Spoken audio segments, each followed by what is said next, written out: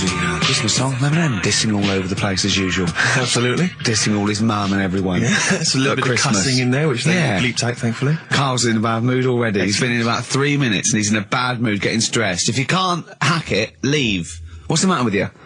No, I'm just saying. I was meant to enjoy last Saturday off and I didn't. Why not? Why is that our fault? Because you weren't here? Just because, I don't know, but... Are you not in the Christmas spirit? Why didn't you enjoy last Saturday? What did you do? I went all the way back up north again, right, because it was Suzanne's dad's birthday, right? I was busy last week, didn't have time to get him a present or anything. Didn't have time to get him. So I got to Euston Station, bought a card for him, which was a Christmas card, so he wasn't happy because he was saying it's my birthday, and I said, well, I won't be seeing you again. So I've got a joint card, and then we went out. Did you get him a present? Well, no, because we went out on Saturday night for something to eat at this pub that he likes. It was a nice steak and onion rings, right? Lovely. So he should have been happy anyway. Yeah. But... What, you paid for it? No. But you should have been happy anyway. Suzanne paid for that because it is her dad, right, not mine. So I said, all right, what can I do? I said to her. So she said, just buy a few drinks or something. Anyway, I didn't get around to getting drinks. I can't believe it. Didn't get round to getting the drinks. Right, so I said, right, I'll pay for the cab.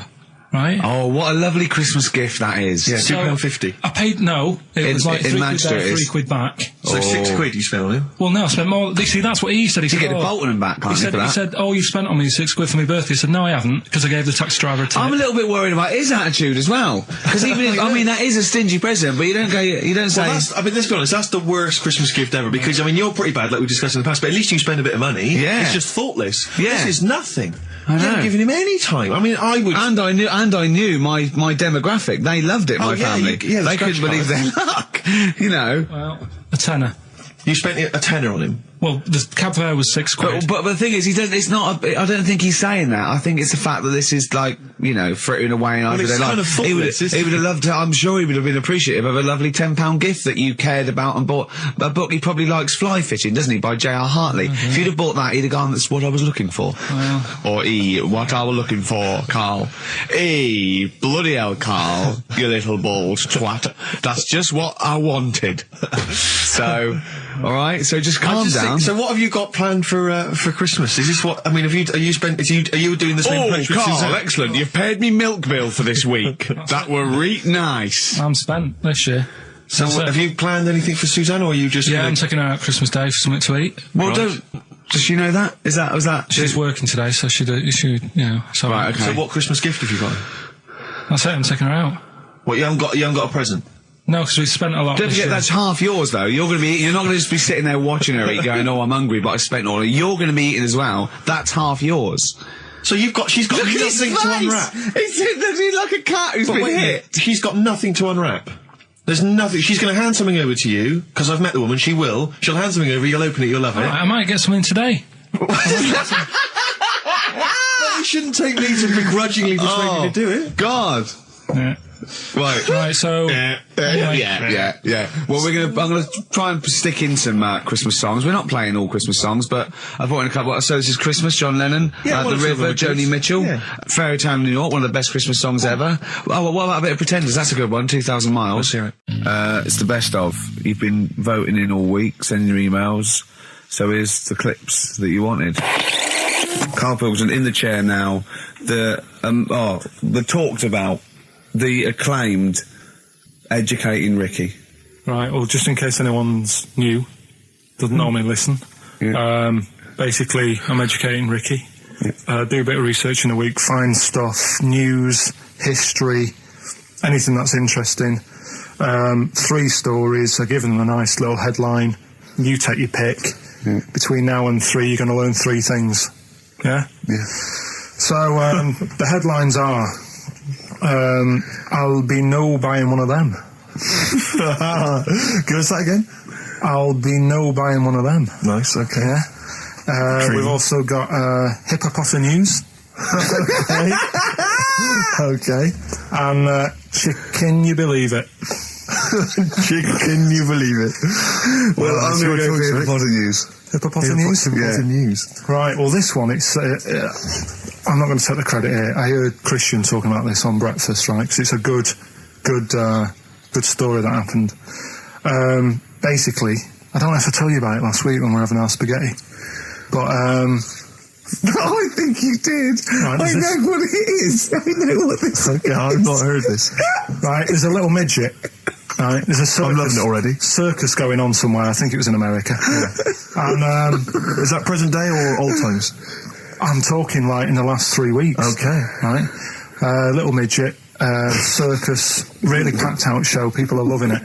Right, Steve, you'll ask the same question I did. I know. So there's a little midget jumping up and down on a trampoline. What's circus is? Right. Pay good money to see it. So everyone's clapping, and he's getting carried away.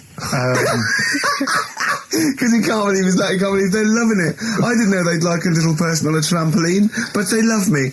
But you know what it's like when if there's a crowd of people sort of encouraging you to sort of go higher and stuff. Yeah. And I'm sure he knew it was getting out of hand. But he was jumping and he was coming down the road going higher, and he's going really high in the air, right? So he's doing this. Crowd are clapping. There's a hippo, right, just sat next to the trampoline, getting ready to come on and do his act. Oh, right, I thought he was in the audience. There's a hippo getting ready to do his act, Steve. Yeah. So he's a ventriloquist.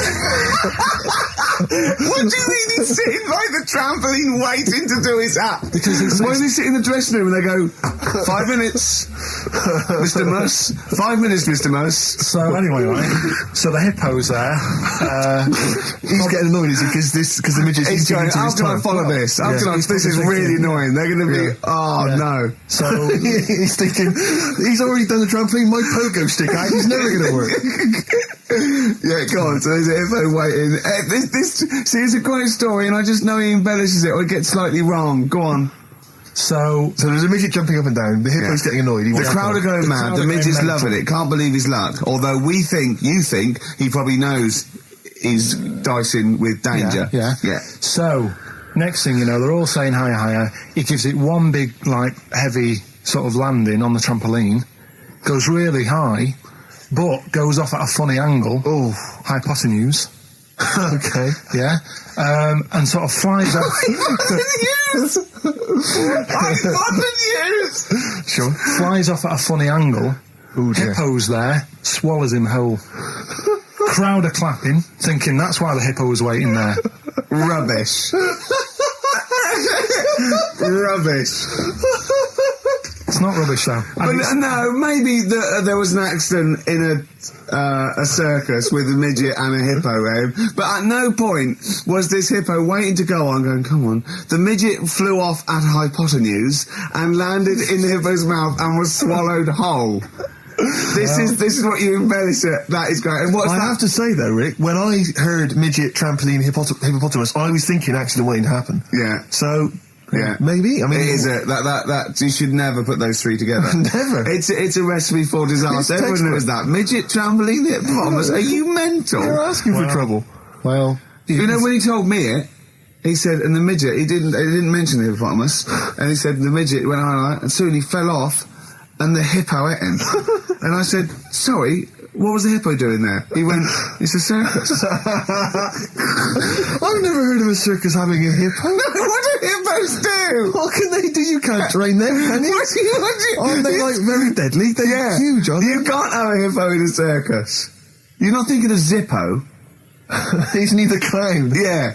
It wasn't some sort of where Zippo was eating a midget, and it's some sort of horrible sexual act. No, it was definitely. I heard it on breakfast, right? Okay, sorry. No, it's definitely fact. Yeah, okay, right, truth. okay, good. Well, let's play a record then. All right, here we are then. Oh, Scorpio Rising, Death in Vegas on XFM 104.9, about 1:05 Saturday. Here we are again then. Ricky Gervais, Steve Merchant, Karl Pilkington. I can't believe our luck. All right, Karl. All right. Yeah. So what are we doing today then? Producer. Right. Well, sorry, I always laugh instinctively when I hear Carl's name and that word associated. Right. Well, why is that? Because it is. I had to come up with some new features again for this new year. Okay. I'm excited. What have you come up with? We are the backbone of this show, Carl. Yeah, we'll tell you we've come up with some pretty. What's yours first? Right. Go on. Right. Well, Rockbusters. That's old. That's not a new feature. Yeah, but we'll keep it. Right. So you're bit. just keeping an old feature. Okay. No, it's an old favourite. I'm sure there's a lot of people that are going, phew, I was worried that he'd lose Rockbusters. Rick, I've just come up with a new idea. Why don't we just play some records that we like? There's a new idea for 2003. Yeah. Oh, you know what we can't, Steve? Because the library's out of order. Oh yeah, the record label, we can't get in there. We're not allowed to get in there. We had to scrounge something from Capital Gold. So anyway, right. Go on. So we got Rockbusters. What are they doing with the library? Are they getting some records in that we want to play? Is that their new idea? I know. Let's get some records in. Yeah, they they're want to thinning play. out the Gina G. Yeah. 4 non-blondes. Goodbye. Give that to Foxy. Go on. Sorry, Carl. We'll do. We started Do We Need 'Em in 2002. Do we need them? Do we need them? Yeah. We'll continue that. Got a new one, haven't Explain that later. Yeah. Right? you? Yeah. And then the new stuff comes in. Ooh. Right. As always, I like to sort of get words and tweak them and stuff. Sure. Yeah. So I was thinking of either doing something with. There's a lot of weird rituals, isn't there? A lot of weird rituals. Yeah, there's weird stuff going on around the world. Okay. There is, yeah. And I was going to tweak that to rituals. Okay. Right. Again, starting with the title, the pun first, then working out what it is. Well, I found some weird stuff. Oh right, so it's specifically Just stuff what? that goes on, like Rituals. there was Most of the weird stuff I've heard about happened to you in Manchester in your early years. well, in India, apparently it's good to have a flat head. So the Again, just flirting, just bordering on the racist, but never really gets there. Always. Well, go on. because there's no intent. There's no hate. It's just clumsy. It's just stupidity. Yeah. exactly. Go on. What Sorry, do you so mean? what do you mean mean? it's good to have a flat What head? do you mean it's good to have a flat head in India? we'll talk about it later. Brilliant. That's rituals. So You've hooked a few people. You've hooked a few in. Go on. All right, so we'll have that later. So it's hold on. essentially like Educating Ricky, only is specifically about rituals. Is that strictly speaking what it is? Okay. I suppose so, but then again, you could say radio is all the same because it's people talking. Okay, Carl, brilliant. Brilliant comeback. Yeah, So- brilliant comeback. Not all talking nonsense though. Well, So that's where we're different. Go on. also, right, I like teaching you stuff. Yeah. And you've done well. So what I'm thinking is, rather than just touching on a topic, sort of giving you a few bits of information on one See, topic. this is what I'd like to do, because the last thing you taught me, I remember, was there was a blind girl, she hit her head and she could see, and that's all I got. Yeah. So if you could go into that a little bit more, that would have been educating me. Well, today we're featuring stuff on World War 1 and 2, right? Oh, So that's that little title for all this little thing is, what do you think of that then? What do you think of that then? Play a record. So that's Rick, that. can I have just thought of a joke? Go on. What's the similarity between Lord of the Rings and this show? They're both rubbish. Travis, Level come through on XFM 104.9, Ricky Gervais, Steve Merchant, Karl Pilkington, etc. Got some great tunes actually lined up. Excellent. I've brought in some Amy Mann, some Neil Young. I'm playing my favourite Clash track. What have you got for us, Steve? I got a dynamite hip-hop tune by The Roots, which I think you'll enjoy. Love it. Got a little bit of Joni Mitchell, maybe swing that on later. Oh, excellent. I nearly And, brought in some Joni Mitchell. Good job I didn't. yeah, exactly. Well, it wouldn't I'm have made any sure difference. It wouldn't have made any difference. No, you would have probably played yours, and then I'd have been told to Go away. wee, flee my ear. Carl, what have you got lined up for us as the producer? Right, well, Rockbusters. Been off this week again. Has he? Yeah. Another week off? Another week off, yeah. Yeah. No, I didn't have a full week off. I had 3 days off Yeah. because I was working all over Christmas. Yeah. And still didn't stop working, preparing stuff. You've got a nice load of prizes there that I've sorted out. I had to come in especially to sort that out. Yeah. Rockbusters. Did you will rifle continue. through the drawers up at Capital Gold instead of down Yeah, here? yeah. Rockbusters, we're still doing that. Yeah, you're bigging it up. Yeah. He's bigging it up. Yeah, still doing that. We've got that. Last week, we sort of changed Educating Ricky a bit. Just a little Don't bit. say we. I don't want to be incriminated in it. Well, changed it in a sense that rather than giving you too much information about different things, it's hard to sort of keep it all in. Yeah. I'm giving you sort of information on one thing. So last no, week. because some of your stuff was a little bit too intense. My favourite story was there was a blind girl, she hit her head and got better, and I couldn't take all that in at once. So you should really ration some of the education. We sort of Wasn't started last week war-related stories? Yeah, it was What do you think of that then? What do and you it think was of that? Sure. 3 things. And it was the French battle. Going over the top was John's got a moustache, which you think was ambiguous because someone might have said that anyway. Well, look, you've remembered it, so it's working. So we'll be doing that, and last week Loads of French people have just gone to war who were listening to this. Yeah. you said you wanted to learn some science this week. Did I? Yeah. so the title this week for that is I Said I Would Sort You Some Science Out. Acid, because that's... How long did that take you to come? Listen, well, you know, look, people love Karl. There's comedians come to me and go, Karl's the funniest man. They absolutely love him, right? But I think we're only seeing half of it, right? If we can get him on television, his face then, when he's told me that title, was like a child at Christmas. Yeah. He was so proud of it. He was excited what I was it was brilliant. It's a bit like when a child's drawn a picture in art class. You know you've got to stick it on the fridge, but you basically think it's crap. Yeah. It's very much like that. All right, Karl? Is that good? Yes. So we'll be doing that. Do we need them? Mm-hmm. Yeah. Have you got another one? We have got another one.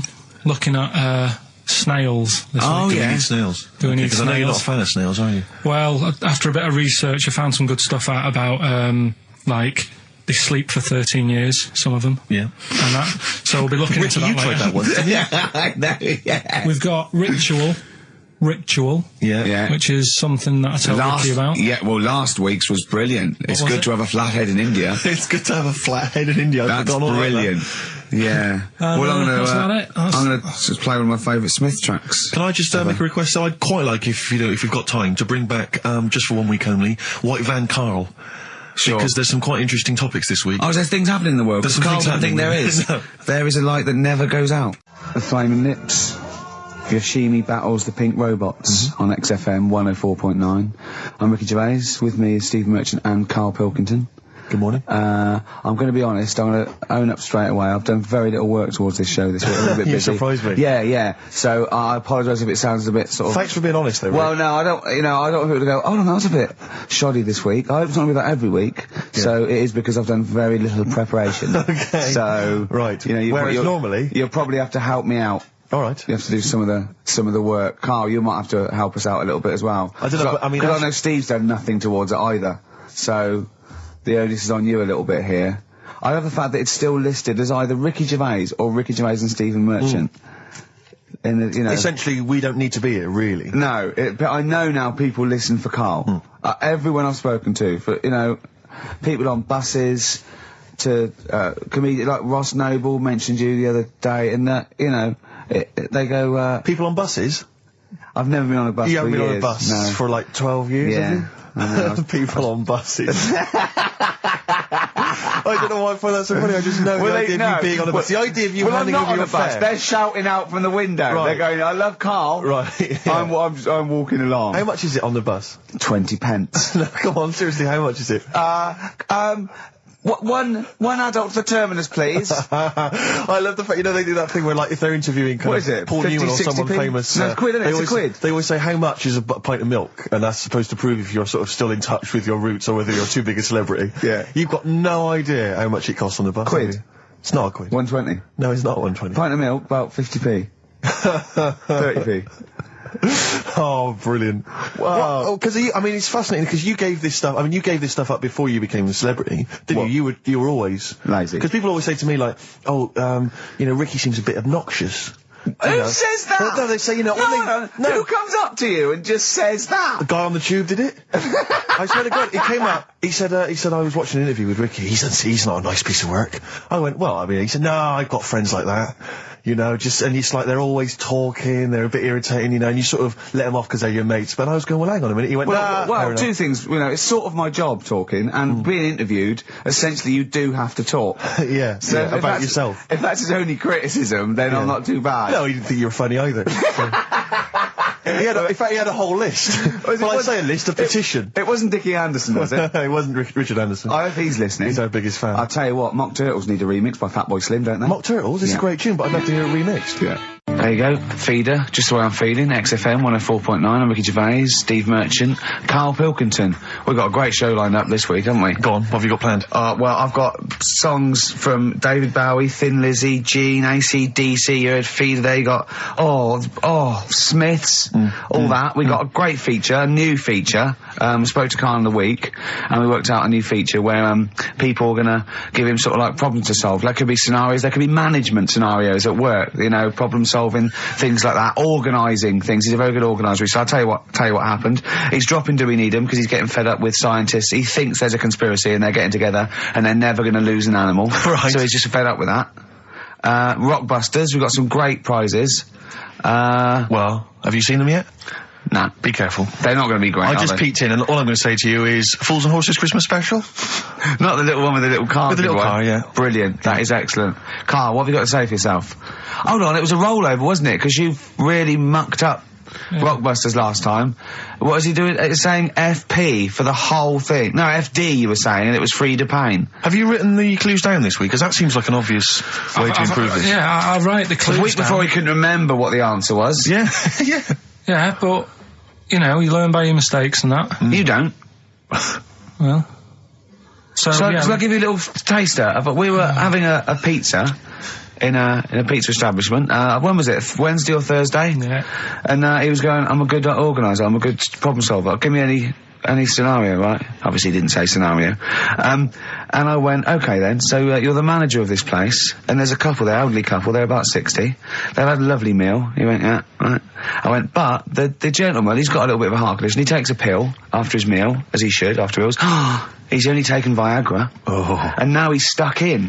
Wedged in? Wedged in. We've all been there. It's gone, and it's stopping him getting out from the table. Yeah. So what would you do? He went, what? He's stuck in because of his dick. I went, yeah. He went, right. He said, I'd use the situation, I'd make cash. I said, you're not going anywhere, do you want a pudding? Entrepreneurial. Yeah. I like it, Karl. And he went, so that's that sorted, I've got the job on that. Next, I went, okay. You won't believe it. Next day, there's a little problem in the toilets. Two gay men were having sex and they got stuck in each other. Yeah. He went, right.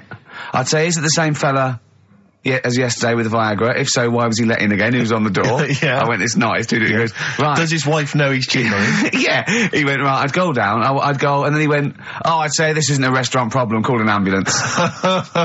Strictly speaking, not a restaurant problem, no. But am I right? Huh? Am I right? Well, I don't know. Would you give me the job if say, like, you were the boss of that restaurant and you... Do you know what I like about this? At no point did he say, Gervais, why are you being so mental? Yeah. Why would someone get stuck because they took Viagra by mistake and two people get stuck in each other? But you've heard the stories from his past. That is a perfectly legitimate situation to find yourself in. You grew up in his part of What would you Manchester. do if there was two fellas with big heads and webbed feet and they had a horse in a... Well, what I'd do is... What would you do? What did you do when you first saw them? What, saw the kids lads with the big heads and Yeah. We should very quickly remind people, if they didn't listen to that particular show, they had webbed hands. Yeah. Did they, or webbed feet? Well, they had webbed hands. Right. And big and heads. enormous heads. But it wasn't related. But they weren't related I know, to each they were other. completely No, separate but I'm people. saying that the webbed hands isn't due to the fact they've got a big head. No, sure. It's two different things. We're just unlucky. Yeah. No, hold on. If they weren't related and they both had webbed hands and big heads, I'm saying there was a condition that was related that had those two. I don't think there was. So what do you think the chances of that are? They're not related, and he goes, "Oh, you got a big head and webbed hands as well." Yeah, just a coincidence, isn't it? Yeah. I honestly don't think it was related. Right. Because I've since seen the same problem again on another kid with a big head. His hands look good. Right, so do you think the big head is just a separate issue? Yeah, it's a totally different illness. It's like having a headache and a cold at the same time. Right, so yeah. not always connected. But the weird thing is, right, looking around in the week at weird stuff on the internet, there's this woman who's got a big head. Oh, yeah. And, she was fed up with it because when she was walking down the street, it was so big, she couldn't hold it up. Right. She couldn't hold it up. Oh God. Okay, shut up. So when she was walking, her eyes were hurting because she had to sort of look up all the time because her head was that heavy. Her chin was sort of balanced on her chest. Right. And she'd have to peek up, yeah. So she goes to the doctors, and this was after years and years, and said, I thought I could put up with it, but I can't. How big was her head? It's big, Rick. I don't know if it was like big because there wasn't a picture. I don't know if it was just big or a lot of bone. So it was heavy. Very heavy. Right, like the Elephant Man, just So outcrops. right. So the doctor said, we can sort that out. But we'll have to take your head off. Right. Okay, Listen keep to going. this. Okay, Listen, keep going. Because what you don't seem to understand is I have the same reaction to you when I see it. Yeah. What? Right? You're quizzical yourself. So I looked at it. They took her head off, chipped away a bit of the bone, made her head lighter, put it back on.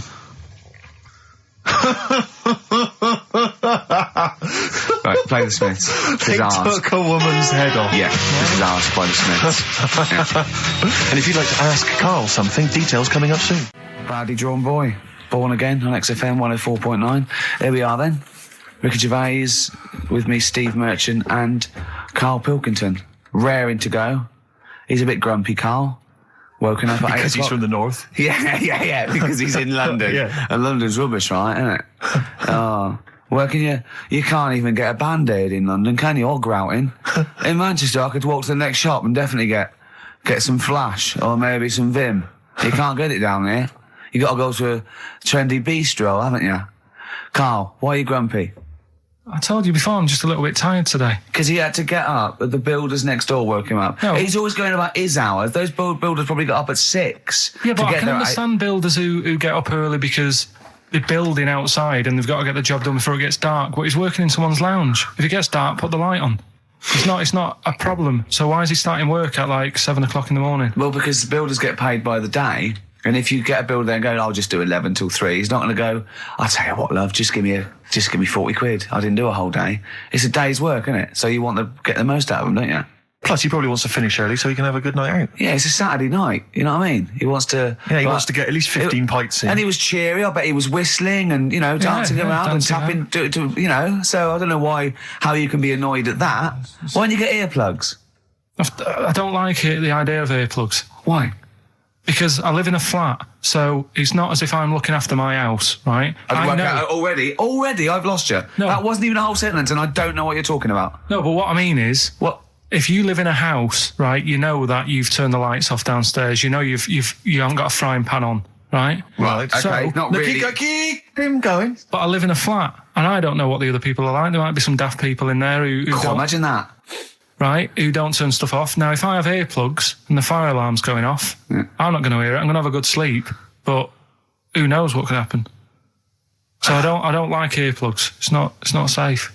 Okay. If you live in a block of flats. But I think you'll find, because I've used them, I think you'll find that a fire alarm will cut through I the wear them earplugs. sometimes if it's noisy or I want to go to bed early or something, and I hear my alarm clock, and it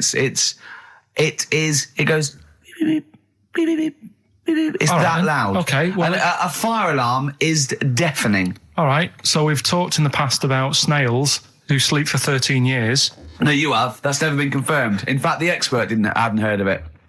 Well, they do. Okay. I read it on different sites. Okay. So how much does it take to wake them up? Got you. What do you mean?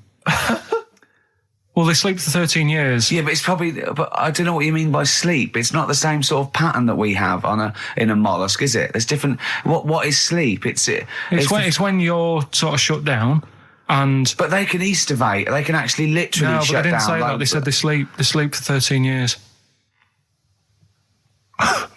And I mean, have you ever had like more than 10 hours sleep? Yeah. Feel really groggy. Well, no, I feel good after 10 hours sleep.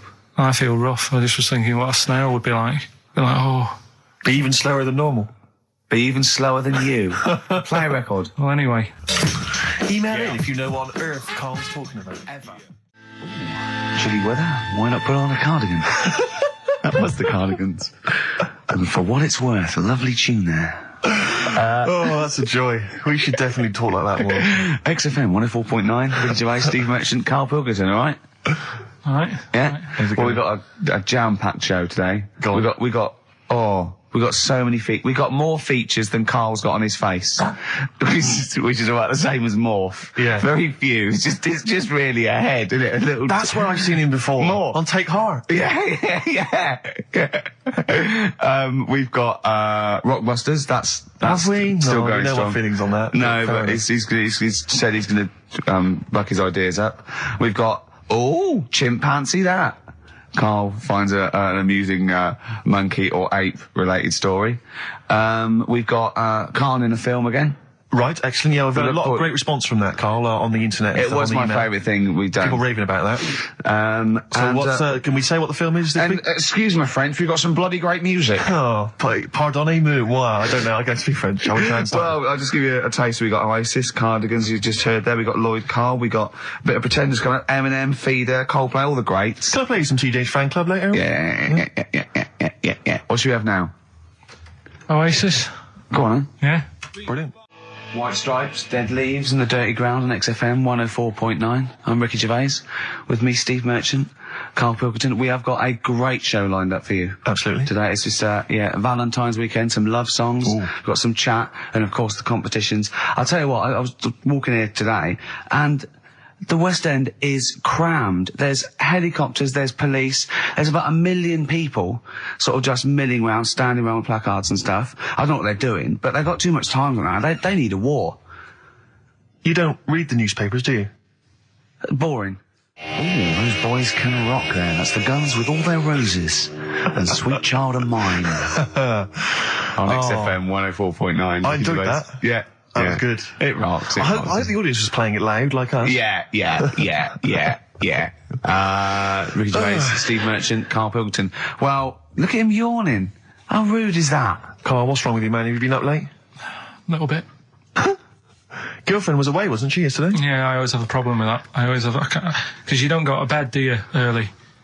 Do you know what I mean? You sort of think, I just always find that thing that if, you know, you're used to living with someone, yeah, one of you will go, let's go to bed, then you'll go, alright.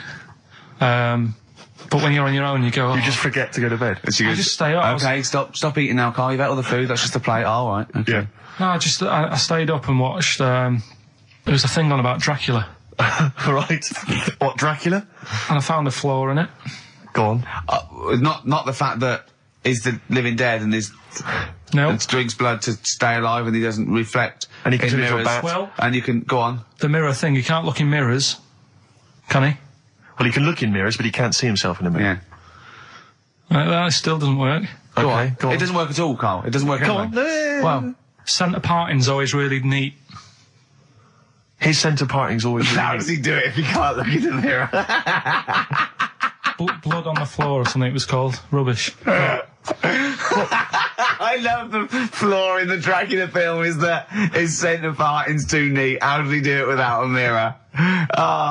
Was it a documentary about Dracula? No, Yeah, there was the real it's Dracula. The real Dracula. Yeah, the real Dracula, the It's true just a stuff. film. It had blood on the floor or something. It's called. Yeah. It's rubbish. From 1970.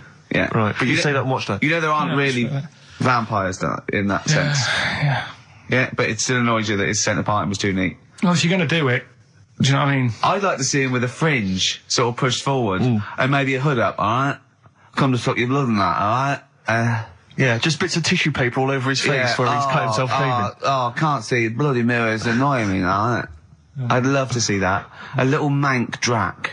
That'd be great, wouldn't it? Well, that might be a film that we do in our movie. Mancula. Just getting onto that. Mancula. Count Mancula. Alright? You got any rave music? Got any Oasis like that? That'd be brilliant. He came from Manchester. Please welcome Mancula. Alright? That'd be great, wouldn't it? His hair's a mess. Well, I can't see it in the mirror, can I? Well, we've got a show lined up for you. Sad news for Rockbusters fans. It is going to be the last Rockbusters. Does that mean that we are doing another one and it's the last one? Or We are you've doing strapped another it all one, together? and it's the last one. Oh, man. Got a bit of a special one, Steve. Have you? Yeah. It's just sort of done Boy, it on, makes sense. No, it's, First time only. no, it's done on accents because I'm running out of like clues and that to use. Oh, is this as good as the Jamaican one? The trout spinners. The trout spinners. That doesn't work at all. A bit like that. Okay, so go on, what's the gist of this one? Well, it's just I've been the sound effects bit that didn't really work out. So there's 3 sort of cryptic clues. Yeah. And Sort of cryptic, yeah. it's done on accents, and I've sort of worked down the country. So I've got a northern one, I've got a Brummie one, and I've got a Cockney one. All right, Excellent. we'll look forward to So we're that. doing We've that got quite a lot of competitions, haven't we? Because we've also got your film competition. He's appearing in The Shining this week, Steve. Excellent, okay.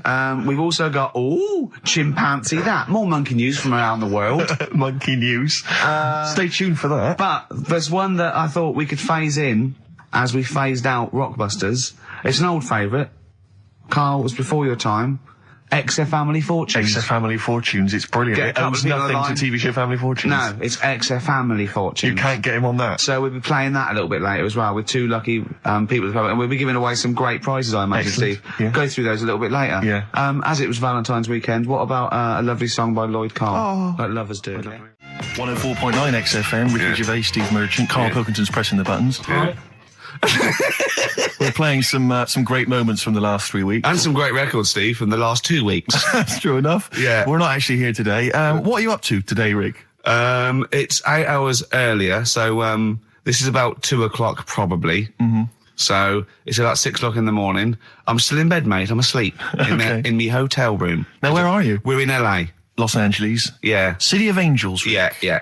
City of Angels. Yeah, and so that's what we're doing. We're doing stuff like that. That's why we're not here. We're not here next week either. So next week is the best of this week. What?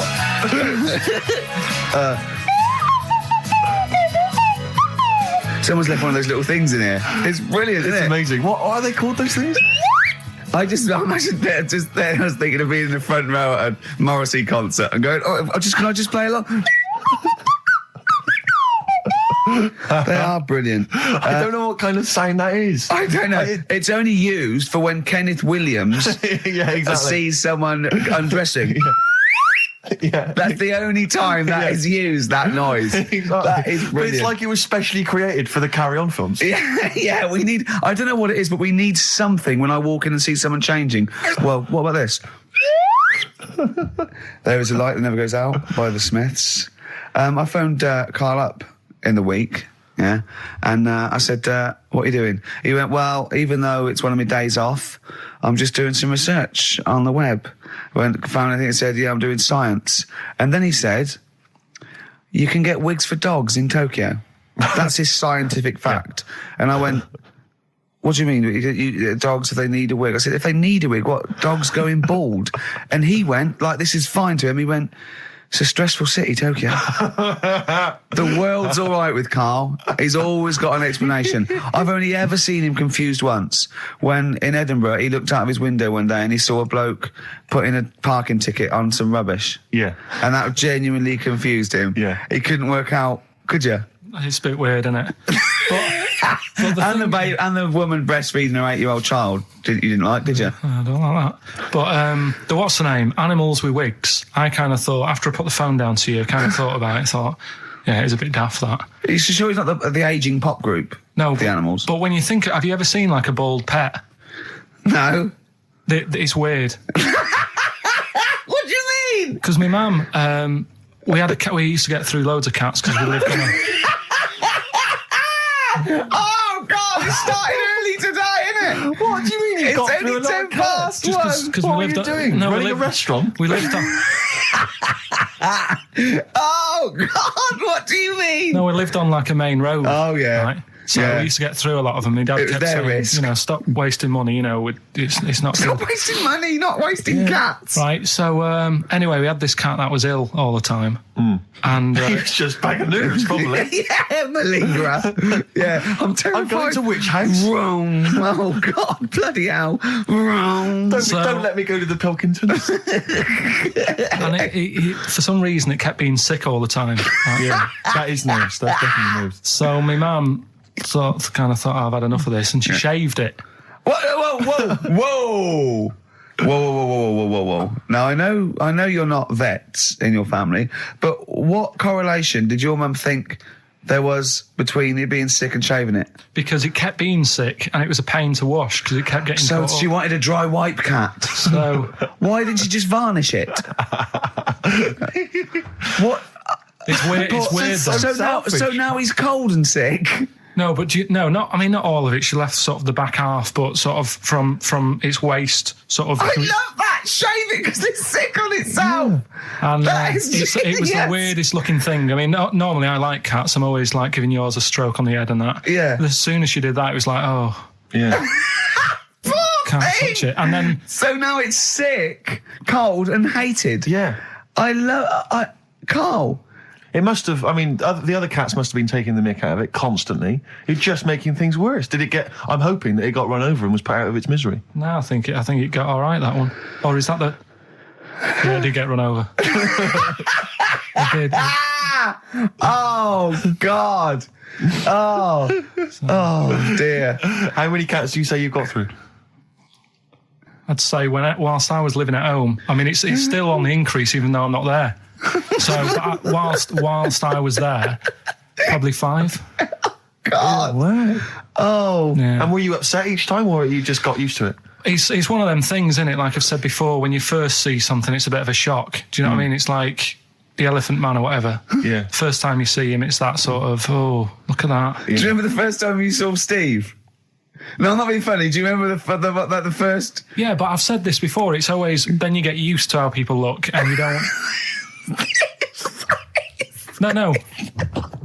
I'm going to burst. You have to play a record. No, but... Because I see Steve's face.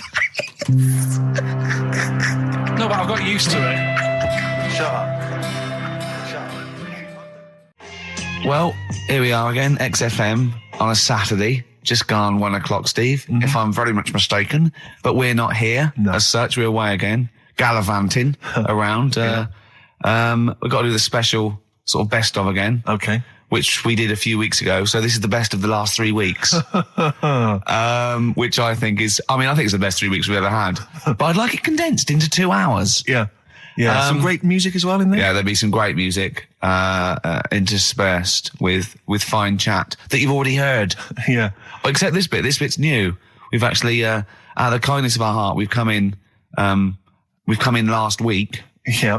Yeah. And we've done a few clips just because we felt a bit guilty about shooting off. And I mean, even now, having heard this link, I'm beginning to wonder if it was worth our time. Oh, dear. You know, I've said in the past to you, Rick, that my grandparents, so I love them dearly, but it's like for the last 30 years, they've been waiting to die. I know, It's like they just sort of, it's like, you know, the novelty wore off of life. Life in the 50s. Yeah, they got kind of bored of it. Life, in the 40s, it was brilliant. All sat around the old Joanna as the bombs fell, singing. They loved that. The 50s, you know, that was great as well, because that was the post-war years. It was, you know, it was a bit tight in the pocket, but it was all right. Everyone pulled together. And then the 60s came along, all the crazy music, the funny hair. Let's stay in bed. Exactly. They basically stayed in bed. And it was one Christmas when my grandmother said to my dad, what do you like for Christmas? What do you fancy for Christmas? And this must have been, I don't know, 20 years ago.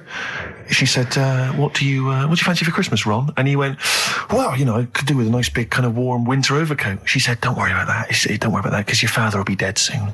It's right, you can have his. Meaning my granddad. Well, to be honest with you, my father's still waiting. Which is good news. Good news for my grandfather.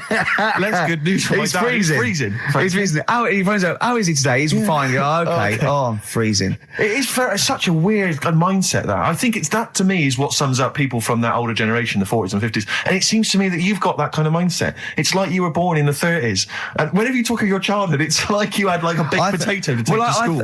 And a hoop and a stick is a Christmas gift. The other thing is, I think that that sort of generation, it seems that the man is dependent on the woman. There's a total dependence. Oh, absolutely, If she dies, he's done. Yes. He's done for. Yeah. Just pine away. If he dies, she's got 30 years of pottering. Absolutely, yeah. Do you know what I mean? And going to, like, you know, the youth club and the church. I know what you mean, yeah. It's sort of like that. It's sad. Of course, it's sad for them, but it's not the end of their life. No, sure. And it sort of is the other way around. I don't know why that is. Yeah. It's terrible. That's a little melancholy thought for I know, Christmas I've really brought it. You brought it down. You've brought it down. I've brought it. This isn't a nice show at all. This is terrible. Well, we're going to have people just killing themselves. What? Well, I didn't really want to make it a Christmassy type show because I don't really like it. Oh, he's done it again. What, you did Christmas once, didn't like it? No, my dad always said... All right, steady on. Dad said Christmas morning was for, like, you know, for me. So he used to stay in bed. So he never... That's brilliant. That's a great thing to say, isn't it? Yeah. Christmas morning's for you. Run wild. Do what you want. Just don't bother me. I'm going to Honolulu for 2 weeks. That's great. Dad, it's Christmas. Do I have to do anything? No. So my mum used to get up because she used to like to see my face light up, you know, when I open my presents. And then... to keep fireworks. And then I'd have to go to my bedroom from about 6 o'clock onwards because, like, my mum and dad were into having big Christmas parties and I wasn't, like, old enough to go. Right. So they'd say, right, you know, you've had your fun there, you go up to your bedroom, stay in there. Really? Yeah, I remember one year, right, I got a train set, that's what I wanted. Yeah. Right? It's brilliant. Playing with it all day. I thought, I don't mind about the party, I'm happy staying up here, playing with this. Brother comes in, he's had a few, right, he's going, yeah, give us a go on your train. How old is set. he? He's a bit older than me, so he might have been like, let's see. Well, let him be must have 18. Yeah, probably about 18, 19, And how old something were like you? that. I had a train set, so I don't know, about 14. something like that. Yeah. Right, so I'm playing on that, loving it and stuff. And then he comes in and goes, oh, give us a go. He turns the transformer up to like 14. He went really fast for about 5 seconds, broke it, and then he went back downstairs. Wow. So Christmas, I hadn't even got to Sounds Christmas like Day. the Conservative government with British Rail. Satire, that is. Satire, Rick, I just thought that there's satire. It's If there's any saying- satirical it's- shows listening or it doesn't work. It magazines, doesn't work in any way because there's the analogy falls down. No. Apart from there being a train. think it through though. British Rail was trains. Yeah. And the government broke the trains in many. Well, they didn't break them, like not officially breaking them, but they kind of. It does work. It's perfect. Oh, I'm pretty pleased with that. And I can't. And no one's asked him to be on. Have I got this for you? It's weird, isn't it? 'Cause it's strange that when Yeah. you've got a satirical mind that's as quick as that. Yeah. All And right. he's broke your little train set. So what did you do? I just like watched telly and had some sausages. I bet you were happy with that though, weren't you? Oh, it's a bit annoying though, isn't it, when your main present of the year's been broke. And did then, it ever get it fixed? No, that was it. Put away. I'm intrigued why your parents wouldn't let you come and join in the festive fun. Was it like really debauched down there? Was it like eggnog everywhere? And Well, no, but I mean, that's fair enough. 6 is a little bit early, but I just think, you know, if you're a kid, you know, he had his fun, put him to bed at 8 maybe. And do he you think won't. so on Christmas Day? I thought that was a day for family. Well, not if there's a party going on. And Well, then don't have the party on the Christmas Day. is Well, my point. that's another option. Yeah. Your parents are weird, aren't they? A strange breed. Well, I think that was the year, right? You're talking about buying presents and stuff. I think I did treat my mum to. I didn't buy my dad anything. I think that was like when I got a bit older, he used to get me dad something because he wasn't that bothered anyway. No. So, got me mum. There was a cheap shop, right? Of course. Thank God for that. Called Snips. Right? So I went in there and I thought, let's see what I can get her. And remember Victoria Plum? I don't think so. Well, it's like a fairy character. Right. Right. I mean, mum's into gnomes and stuff. Right. So I thought, right. She must be pleased with you then. Victoria Plum. I was thinking, is that one of the neighbours? Is it like a brandy Do you liqueur? remember Victoria Plum? Victoria Plum. Victoria Plum, yeah, it's like a little fictional sort of character, right? Okay. So I saw it, I thought, yeah, she'll love that, right? So I did my paper round, saved up for 2 weeks, right? Oh. Got that sorted, went to Snips, bought the Victoria Plum. Next day, I'm in town with her, right? So I think, I know what I'll do. I said, come in here a minute, right? So we go in and we're looking around and I tested her, right? I went, look at that there, that's all right, innit? And she goes, oh, it's bloody awful. Oh, Carl. Oh, Carl. Oh, God. So then Christmas Day comes. I said, don't bother opening it. She said, no, why? I said, Oh, "Don't." no. Why did you still give it to her? So, well, it was too late. I'd already bought it. Oh, Carl. So she opened it and I was like, and she said, oh, that's nice. I said, why are you saying that? I said, the other day, she said, it's bloody awful. She said, oh, no, I thought you were pointing at something else. Oh, no. So that's why I don't get anyone anything anymore. Oh, God. Play record. Oh, God. Oh. Beautiful day. You too. To kick off the show, Steve. Absolutely. The Ricky Gervais Show with Steve Merchant. Hello there. And Claire Sturgis. Hello, Indeed. boys. Carl's ill. Well, he's not here. I mean, I never believe people when they're ill. I think they're always malingering. I never take any days off work. I just think you can drag yourself in unless it's life-threatening or... To be fair, Rick, can I just stop you there? It's not so much that you take days off as you'll just suddenly decide around lunchtime that you've overeaten and Yeah. you need to go and lie down. But I'm my own with boss. a cold compress. Yeah, and but a I'm my Swedish own... masseuse. I'm my own boss. Yeah. So it's In not a so much you darkened take days room. off. It's not so much you take days off as you never actually do a full day's work. Yeah, You actually exactly. prevent that straight away. I never take that hour and a half off a day. Exactly. XFM 104.9. So what's the story, Claire? Do you know anything about Carl? Do you know what his illness is? I think he's got this this sort of cold virus that's going around. He phoned me yesterday. He did sound poorly in his defence. A little Poorly. bit croaky. Well, I'll tell you what. He coughed a bit. I'm not being funny. He better be in hospital. To miss this show. To miss Definitely. this show. Flagship show of the week on XFM. Do you know, you are right, because, and you've been away, haven't you? You know, Been away he's 2 missed you. weeks. We had the best off again. But let's put out the best of. Yeah. Let's put out the best of the last 2 weeks, Yeah. shall we? Yeah. I mean, we're going to try and get him on the phone. We're going to phone him, and I want him to really explain himself because, you know, I think he's malingering, to be honest. Well, he So- phoned me in the week and he said, Steve, don't forget, there's a documentary on Friday night about Oliver the humanzi, the human monkey. He said to me, it's going to be brilliant. And it wasn't. And it wasn't brilliant. It was- I especially stayed in and watched it. I taped it and watched it afterwards, and I've never seen so much hype and desperation. They kept showing the same clip of this chimpanzee that walked upright like a lot of chimps can. Exactly, right? yeah. It lost its hair, so it was half human, because all humans are bald. Yeah. So that's the half human bit. It didn't have hair. I'm sorry, humans do have hair on their heads. Yes. The other thing was this desperation to go, could it be half chimp? No. It's a chimp that superficially looked less like a chimp than other chimps. So Lee Evans looks a bit like a chimp. Is he half chimp, half human? Yeah. No, he's a human who looks a bit like a chimp. That's libelous. Yeah. That's a bit insulting, Evans isn't could it? have you Should we there. just play some music Yeah, now? I'm really sorry about that. I'll get back to you on that. TikTok, that's Coldplay and Clocks on XFM 104.9. with Actually, Gervais, can I tell you a Coldplay coming in a couple of weeks' time to co-host Zoe Ball's show? Right, 1, don't ever interrupt me. 2, don't tell them about other people's shows. No. Okay, moving on, thank Please you. do not mention that there are any other television celebrities on this channel, on this station. We don't want to convince people it's only Ricky. But the interruption was the main thing. Sorry. Well, we can't get hold of Carl, right? We looked, it's got his old number out there. His home number? Yeah, it's a hold on, all right. So, we went to the new records. He hasn't even given him this new home number. So something's funny going on. He doesn't want to be contacted. He hasn't given me his home number. I've tracked down a friend who's looking at it for us. That phone might ring any moment. I apologise for that. But why is Carl not available? It's interesting that neither you or I, and I like to think of ourselves as being fairly close friends of Carl. Yeah. We have made him the man he is today. We cannot get in touch with him. In We the cannot same way, contact him. same way that bloke bought Oliver. Sure. I think that Carl is now ours. Yeah, Yeah. exactly.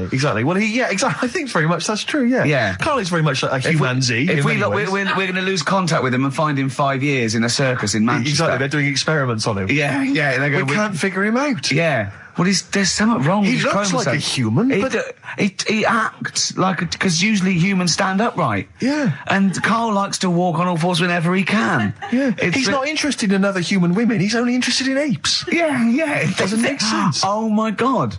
And he's bald. He is bold. Oh, look, there's as much evidence And- for Carl being a humanzi as Oliver. I Yeah. think there's more. And, Well, Carl barely walks upright. I know. Scared of fire. Yeah, I know. It is interesting, isn't it? Oliver was built, wasn't he? Yeah. I ball. don't know. It was Why were you was- looking, looking, Rick? I'm interested that I couldn't, what, your eyes were kind of uncontrollably drawn Steve, they were towards just his... there. No, I didn't say anything. I was just looking at his face. No, Sorry, Rick, but if there's something you want to get off your chest... yeah, and that was the human part of it then, was it? Being built like that? Because Yeah. that's humans, but... Yeah. Although Carl's is very tiny and hidden behind. And I've noticed something else as well. He's got a big red arse, That's true. hasn't he? Yeah. Yeah, it's all beginning to slot into place. And I've seen him climb up a cabinet and eat a banana as well. Just Yeah. over lunchtime. And peel it with his toes. It's all coming together. Yeah. Right, we're going to track him down because he's malingering. He's definitely malingering. Yeah. I'll tell you what, he's at home now in the garden swinging on his tyre. He's not ill. I think more truthfully, someone said to me that I said Carl might be ill. They said, right, are you not going to do the radio show then? Well, that's what annoys me. I mean, that's the biggest problem. Is that, Yeah. let's be honest, we haven't got anything without All Carl. we've got is the hook. People are staying listening because eventually they think we might get through to him at home. Yeah. And there'll be fun on this show to be had. If we don't get in touch with Carl, I think we may as well just shoot off and leave Claire to do the show. I've on her got some own. great music. Is that not a... Well, is that- it's a small. Well, you could small, leave the music with conversation. me. I could just play There's not it. many That is true, reasons isn't it? to be here. Okay, well, play some great music Yeah, now, play Steve. a great tune. Okay, Sure. wedding present, Steve. Yeah, I'll explain what it is afterwards. Just play it. It's a joy. There's a monkey theme. There is a monkey There is a theme. monkey connection. Call in if you know the answer.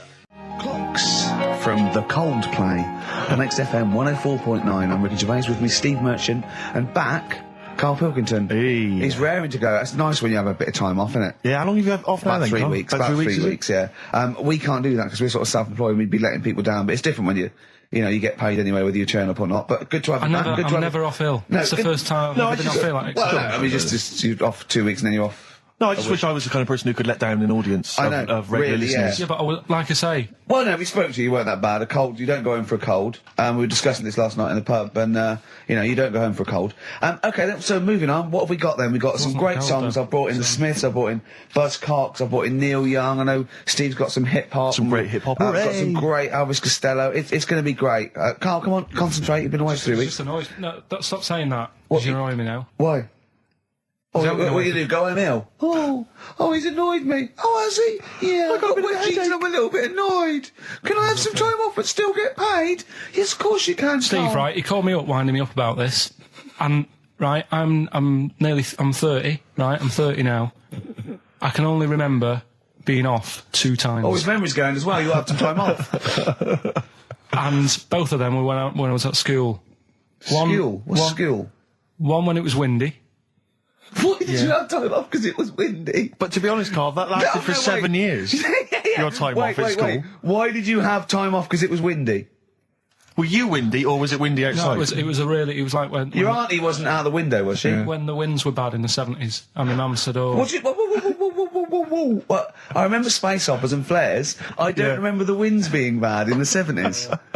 well, my mum just said, you might get blown into the road, so don't do that." She had so much faith in you, didn't she? As a human being. Is that why she got fired from the pie shop? I'm not coming in today, I might get blown into the road. Oh, God. Funny thing it was, right, Steve? They had this thing going at school, because a lot of people used to wag it back then. You still what? Wag it, sort of not go in, Right. right? And they sort of tried to make it interesting for you by giving you a An education. certificate if you did a full week. Reward for the rest of your life with achievement. That sort of carrot. And also, like, let you go home at 3 o'clock on a Friday, Right. If you'd done a full week and that. Yeah. So it was lovely weather all week. Then it just sort of changed on a Friday, and I got up and it was all windy. It's always My mum windy said, for Friday on 7th, isn't it? don't, if you don't go in because you might get blown into the road and that. So I said, all right, then I'll stay off.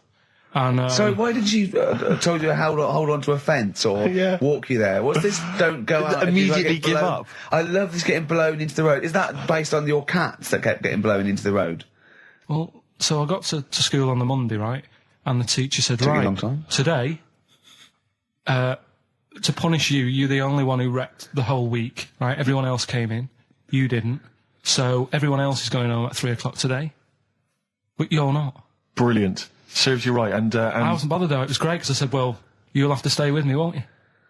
And it was great. So all I did for half an hour was doodle and stuff. It was great that afternoon. yeah. And that was ages ago. That was like when I was about 8. And that's one of the times I was off ill. Yeah. So it was, but that wasn't even ill, that was wind. Yeah. Yeah. So Yeah, it's a bit different when you're to be honest with you, world though, Carl. You can't just not turn up because you've got a bit of a cold or you're a bit fed up. I mean, we had an appointment 4 o'clock Thursday, wasn't it? And he had to call it because I cancelled it. Meeting went on a bit late. Time management. Get things done. If it was important, you'd get it done. Play a record, Carl. Pull your finger out, please. Oh, that's them Red Hot Chili Peppers, and they can't stop. I'm Ricky Gervais, with me Steve Merchant and Karl Pilkington. You're listening to XFM 104.9. Coming through today, it's noisy again out there. It's a nightmare. A lot of people marching up and down. What's that about? Well, from what I can work out, there's hundreds of them, millions of them, and they're all shouting really loudly. What do we want? Peace. When do we want it? Now. What do we want? Peace. I want to go, shush. Yeah, We all want a bit of peace on a Saturday. Yes. Keep it down. Please, I can barely hear myself think. I know. And he's not listening. Tony's not listening. He can't hear you from there. You may as well give up. He's not listening. There was 1 million of you last time. It didn't do anything. Hey, but Steve, there's no attitude. You know what? I couldn't find Boy George's War is Stupid, so here's a bit of Dylan. Bob Dylan. The times, they are a-changing. The thing is, Rick, it makes me wonder if the times, are they changing? I mean, it seems to me that life's pretty much the same as it was way back in the 60s when Bob Dylan wrote that song. Got any idea what you're talking about? No idea whatsoever, You Rick. don't really know about politics, do you? Know anything about it. Don't even read the papers. Got no interest, really. Yeah. Not particularly. Informed my life's cushy. Got won some awards and stuff. Doesn't bother me. So, On a good luck serious to note, everyone. though, it is a bit worrying. I want somebody to put my... Do I have to get gas masks or something? No, because there are guys out there in Leicester Square today wearing novelty hats. If they don't sort this war out, then no one can. Okay, well, I'm not talking about it anymore. you would worry about it. I would worry about it. Well, you, maybe Steve. Why? Sort of people who are successful are worrying about it more than other people. Just because, they've got more to lose, haven't they? Right. No, do you know what I mean? You see, like, Bruce Willis on the telly saying, oh, it's not good, is it? And it's because he's got a big house and loads of cars. If you live, you know, on a council estate, it's like, well, if it gets bombed, probably doing us all a favour, we'll get nice new blocks of flats to live in and that. It happened with Manchester, with the bomb that happened, and they bombed the Arndale Centre. Did us a favour. Got a nice new Marks and Spencers and that. So this puts a whole new twist to the argument when people say bombing the world's poorest countries is wrong. Because I remember when the Afghan problem was on, people were saying bombing the world's poorest country is wrong, but it's like home improvement, according to you, then. Yeah. Because they've got a brand new B&Q, have they, over there? They're popping down there every Sunday. Anyway, let's not go on about it, because... Yeah. Well, think what you're saying. Yeah, I know. My family was killed, but look, a carpet warehouse. Yeah. Do you know, I think, you know, people don't want to hear about this today from us. They want to hear, you know, the new features, the songs of phrase. What song's a phrase? It's the feature we started last week, where we take clips of songs, we make up a phrase from the show. I mean, a famous phrase, last week's world famous phrase was, there's this airy Chinese kid, you'll remember. Yes. Well, it was called Crosswords last week, but Phil emailed in a good suggestion and said call it Songs of Phrase. Brilliant. Songs of phrase, but perfect. So are we still going with Cheapest Chimps? We're persevering with that, aren't we? Got some Cheapest Chimps lined up. We'll be doing that before 3 o'clock. Yeah. Great. Again, who else can say that? So good. So for the next 2 hours, everyone should just bury their head in the sand, ignore the world's problems, and enjoy features such as Cheapest Chimps and songs of phrase. And a bit of Shearing Braves. Oh, class. The SIBO, the bitter end on XFM 104.9. I'm Ricky Gervais. With me is both Stephen Merchant and Karl, the K-Man, Pilkington. Oh. So... you've already got that. That's safe. It's only 4 minutes past. You've had placebo and you've got us three. So you're definitely going home with that. Yeah, whatever that's happens. safe. That's on its way to the hospice. Exactly. You've banked that. Yeah. Now, do you want to gamble all that to go on and listen for another 2 hours? Well, you could walk away now and you're up. Yeah, you're up. You're already up. Right, that's brilliant. You have not wasted any time. Do you want to gamble that against another 2 hours? It might be shoddy, it might go downhill, but it might get even better, Karl. What do you say they do? Listen for another 2 hours? Yeah. See, we shouldn't have done that. We shouldn't have asked Karl, because a lot of them now are already taking what they've got. And what they've got is great, Rick. What they've got is lovely. They're loving that. They're going to enjoy that. We have got monkey news. We've got Cheapest Chimps. That's not the same thing. How many radio stations have got 2 ape-related simian features? Rick, can I point out now, a lot of people are making that mistake. A lot of people are thinking that monkey news is exactly the same as Cheapest Chimps. It's not. Let's keep that clear. It's not. It's in the same ballpark, but it's not the same. There are apes. They're involved. They're involved. Yeah. We've also got some great music. Yeah. We've got an amusing sketch about a fly. Oh, he's looking forward to that. Oh, and Mystique are dropping in. Let's hope the Mystique ladies are coming in. Singing I want to kick off with a song that is, you know, you've got like half a dozen posing songs that when you're sort of like between 40 and 18, they were the ones you'd put on to get ready to go out, or just pose around, or be that pop star, or think you're on stage, or whatever, or in the video. Yeah. And embarrassingly, I dug this out, and I remembered I used to post this like a mother when I was about 14, right? It's his Street Life by Roxy Music. You used to do... Mine was Oops Upside Your Head. Yeah. It was just me on the floor in my bedroom. One day there'll be other people in this imaginary boat. yeah. Elbows going everywhere, knocking over vases. Yeah. But then I remember later, it was Black Lace's Superman, which is something similar. Do you remember that? That was brilliant. Wow. Spray, ski, da-ding, da-ding. If you've out there in Radioland got any funny jokes, then call in. Email them in, because we need some. Hickory dickory dock, some lads there just wrote a song called Clocks. The lads are Coldplay. And the song is? Clocks. Beautiful. I'm Ricky Gervais, with me Steve Merchant, Karl Pilkington, pressing the little buttons there. XFM 104.9. What's that little Well, I think I do more than press the buttons. Right, see, this is it, right? Karl has had a little strop on since last night, okay? And He's had a little strop on? Yeah. You said strop on. I just wanted to clarify. And I don't know why. He says that I'm an annoying person. He says that I wound him up, right? Which I don't know. He says that you're winding up because you're sort of like negative about everything. Negative? Yeah. And, but what I think it is because we pointed out that his lateness is unacceptable. Yeah. He said, meet you at 6. He turned up at 20 past. He said, well, someone stopped me in the corridor. I don't care. I've got stuff to do. We had stuff to do. I think we're a bit busier than you, Carl.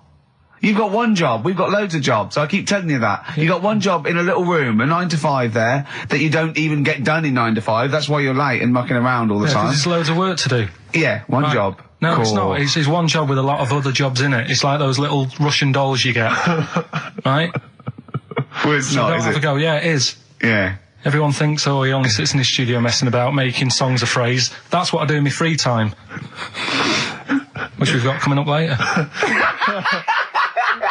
Super slick. I still think 20 minutes late is an outrage, though. Yeah, 20 minutes late is... Yeah, but I didn't say bang on 6. I said around 6. No, you didn't. You said 6, which means 6. Well, it doesn't. Wait, sorry, it doesn't? If it was a newsreader, I'd say, yeah, you've got to be on time. Do you know what I mean? If it was a 6 o'clock news, I wouldn't want to be late. But it's the fact that I said to you, I'm busy, I've got stuff to do. No, you didn't say that. You said 6 o'clock to sort out tomorrow's show. I didn't. I know what I said. So yeah, well, you don't, because I remember you sent me a text. You didn't even, it wasn't even a phone call. You didn't even have the politeness to call. Stephen has stitched him up by being a little bit more precise than him. It was a text and it said, see you around 6 tomorrow, question mark? Around. You just said it. Well, you must that doesn't count. That doesn't mean anything. Well, yeah, no, he does. What? So, all right, you told me he said 6. Well, he did. I'm paraphrasing. 6 o'clock, Rick. To me, even if it was around 6 o'clock, that would be 5 to 6 or 5 past 6. It would not be 20 minutes after the event, because that is late. Well, you've got nothing. You see, you haven't even got an excuse. Yeah, but then I turned up, right, and I said, right, well, let's not argue about this. Let's come up with some good new features, because we've been in Cheap as Chimps. That's gone today. Good news. He never liked Cheap as Chimps, Carl, did he? Right, he never liked it. Do you know what? Do you know who's took it further? Donald McIntyre. What? He's doing a programme, Cheap as Chimps. No, he's not doing a channel. Well, we'll see. Again, I'll prove you right. Again, he's not doing a programme, Cheap as Chimps, is he? He's not. What do you mean? I saw a trail on Channel 5 and it was saying, you know... Is it 5 or is it about 20 past 5? He's doing this, he's done that, you know, now see him on Channel 5 because he's moved to Channel 5. Right. He's saying, first big problem, chimps, you know, they're deer and that. And, no, they're not deer. He's getting confused. No, 50 odd grand for a chimp and it's saying, you know, he'll look into how much you can get gorilla for. What are in the name of God are you talking about? We'll talk about that later. But I don't know what. I'm just saying that's another idea. And then, so go on, you got off, this is why you never get stuff done and you're late. You got off the point, you were talking about arriving late. Yeah, I know, but I'm just saying to you now, I turned up late, so I said, right, well, let's not argue. Yeah. I said, let's do some stuff. Yeah. You weren't having any of it. I think at one point you were trying to be sick on my leg. I do remember that. Yeah? Why? Just for fun? Yeah. Alright. That's when I started getting annoyed. He was very annoyed last night. No, yeah, okay. Yeah, I can see where that could be annoying, but you just gotta think, hey look, so what? It's, you know. Well. I think you rub each other up the wrong way. Yeah. That's the problem. Well, no more Cheap as Chimps today. Right. Nothing to replace it because we didn't have a chat. Songs of phrase, we're doing that. You can win some stuff. Yeah, we've got the film that we haven't done for the last 2 weeks. The final film, we won't be doing that. Let him down. There's 2 weeks. So you're 2 weeks late on that. Can I just ask, guys, is there going to be some great music? Yeah. Well, what about something from the Only Ones? Yeah. Planet. Brilliant. Placebo, The Bitter End. That's the first single to be lifted from their forthcoming album, Sleeping with Ghosts, which you can hear in full on the XFM Online listening posts. I'm Ricky, you cheeky little devil, Gervais. With me, Steve. All right, ladies, what can I get you to drink? What, you think I'm made of money? I meant half a mile or something, merchant. And Carl, oh, I'm stressed. If it's too hard, I don't want to do it. Pilkington. Indeed. Oh, well, it's nice to be back, Rick. Rick, I heard a rumour that you weren't going to be playing great music today. I'm assuming that's wrong. It is wrong. This is what I mean about the grapevine and just Chinese whispers. I'm not having it. There's some great music coming up. Right. I also heard that there was going to be some boring chat. Sorry, it's that. Well, I want names. I mean, I don't want to name and names, addresses. Rick, but that's the gossip I heard. It's totally wrong. I heard it was going to be inane, ill thought out, often stupid. No, Carl's not going to talk so much this week. We're going to try and sort of bring it back to real radio. So that's an absolute lie. Yeah, great. Good. All right, Carl, had a good week. Yeah, not bad. Have you? Going on holiday now, aren't you? Well, I will be doing later. Tell you about that later on. What? There's a hook. Can I just check? Because there are rules in place, aren't there? Yeah. There was a big bust up in the week. I'm only allowed to wind him up. I'm not allowed to wind him up socially now. I'm not allowed to. What am I not allowed to do socially? I think squeezing the head. Socially, has been crossed off. Right, okay, and I agreed to that because it got to a head where Carl was really upset and he was thinking of just giving it all in, weren't you? Yeah. Why was that? Because you were just winding me up too much. Yeah. I mean, do you want to bring it all up again? I don't mind. What was I doing? It was just. I should say now that there was a conversation where we were all sort of really walking on eggshells. It was frosty. It was a conference call, and Carl was on one end. And I'll tell you, I was very much a mediator. I was very much a UN mediator. What is it that? It was difficult to sort of keep it serious when I'm saying stuff like, "I'm sick of you putting a Burger King bag on my head." Do you know what I mean? Yeah. There's a part of me that's like, I can't believe we're doing this. What I like about it is that I'm laughing and going, well, I won't do that anymore. And he's going, you can still do it on air. And like today, I came in, I went to squeeze Zed, he went at 1 o'clock. I love those rules. Yeah. I love those rules. Well, between the hours of 1 and 3 on a Saturday, you can squeeze his head, you can put a Burger King bag on his... I can't wait. It's terrible.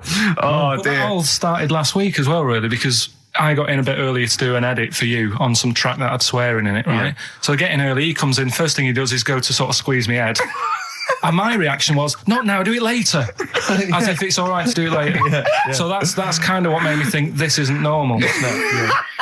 We should just point out, when we say squeezing your head, what exactly does that mean? I put my hand on the front. I do 2 experiments, right? Yeah. One is the side, because you can crush an egg sideways, so I think that's more dangerous. Right. And I actually put my elbows out, and I press like a vice, and I really go for it until it really hurts. And the front one it shouldn't hurt so much, if my experiment's right. I don't know.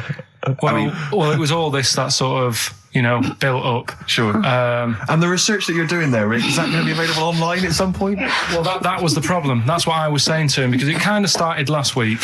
Well, it's been going on since we've known you. Yeah, yeah, but I just upped it last week. It got out of hand a bit. I upped it to when I think it got to ahead on Thursday when I filmed it. That was it, yeah. That's right, yeah. I brought in a cameraman to film me torturing him. And there was some people from the 6th floor being shown round. Yeah, some management and that, showing probably clients round. You know, sort of, they've probably been on all the different floors, same what all the different radio stations do. Fox.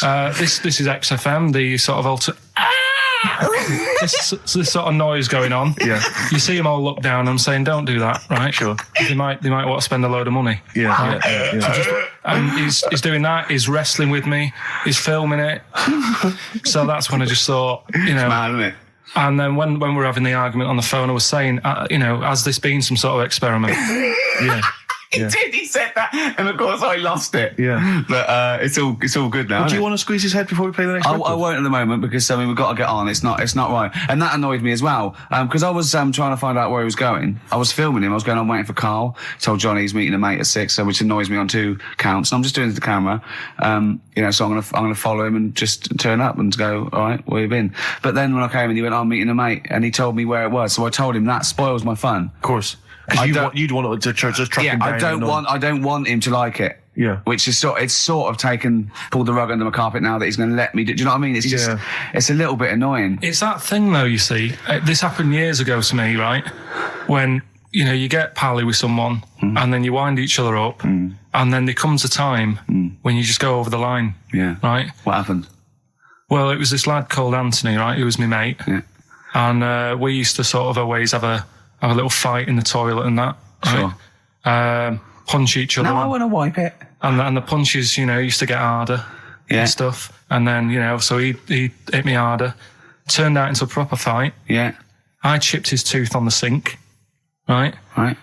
This happened at school, and it was time for assembly, and I thought, and he's in the toilet crying. I thought, go to assembly. There's police in there. in the assembly that day telling people about unnecessary violence. And you thought they were there for you? So I'm like, oh no, Anthony's going to come in a minute, like crying with all blood coming from his mouth. I'm going to get arrested. Yeah. Did you go running and sleep? That was an example of... Yeah. I mean, it kind of happened because I went out with a girl who he fancied. How old are we now? About 8 or 9. I think that's out of order, going out with a mate's girl. Yeah, but she didn't like him. He had, like, big ears and that. He had no chance, so why should I... No, but do you know what I mean? All right, I haven't got the looks like I used to. Sure, when you were 8. But that's before the stress of, having head squoes and that sort of thing. I have aged a lot. Having your head squeezed. I love your own grammar. I know, that's the past tense, is it? Squeeze or to have squeezed. Oh, he did squoze his head. Yeah. Oh, brilliant. So, what about a bit of Bowie? Bowie? Be my wife. Carl, I'm asking you. I think we can squeeze that in. Be my wife, Carl, come on. Got a great show. Went shopping yesterday. Oh, right, yeah. Got Wesley Willis. Oh, it's beautiful. I found it. Back. I can't believe it. Wesley Willis, Rock and Roll Will Never Die. I'll be playing some of my favourites. I don't know whether to play Hootie and the Blowfish, Kurt Cobain, Rolling Stones, Pink Floyd. They're all the same song. It's interesting because, Gervais, in the time that we've been on, we've had a lot of new listeners join us, and they haven't perhaps heard Wesley Willis. No. What a treat they've got in store. Well, I'll explain that a little bit later. I've also... Wesley Willis is here. Once again, I was struggling, as I don't plan the show, obviously. Of course. But my book exchange...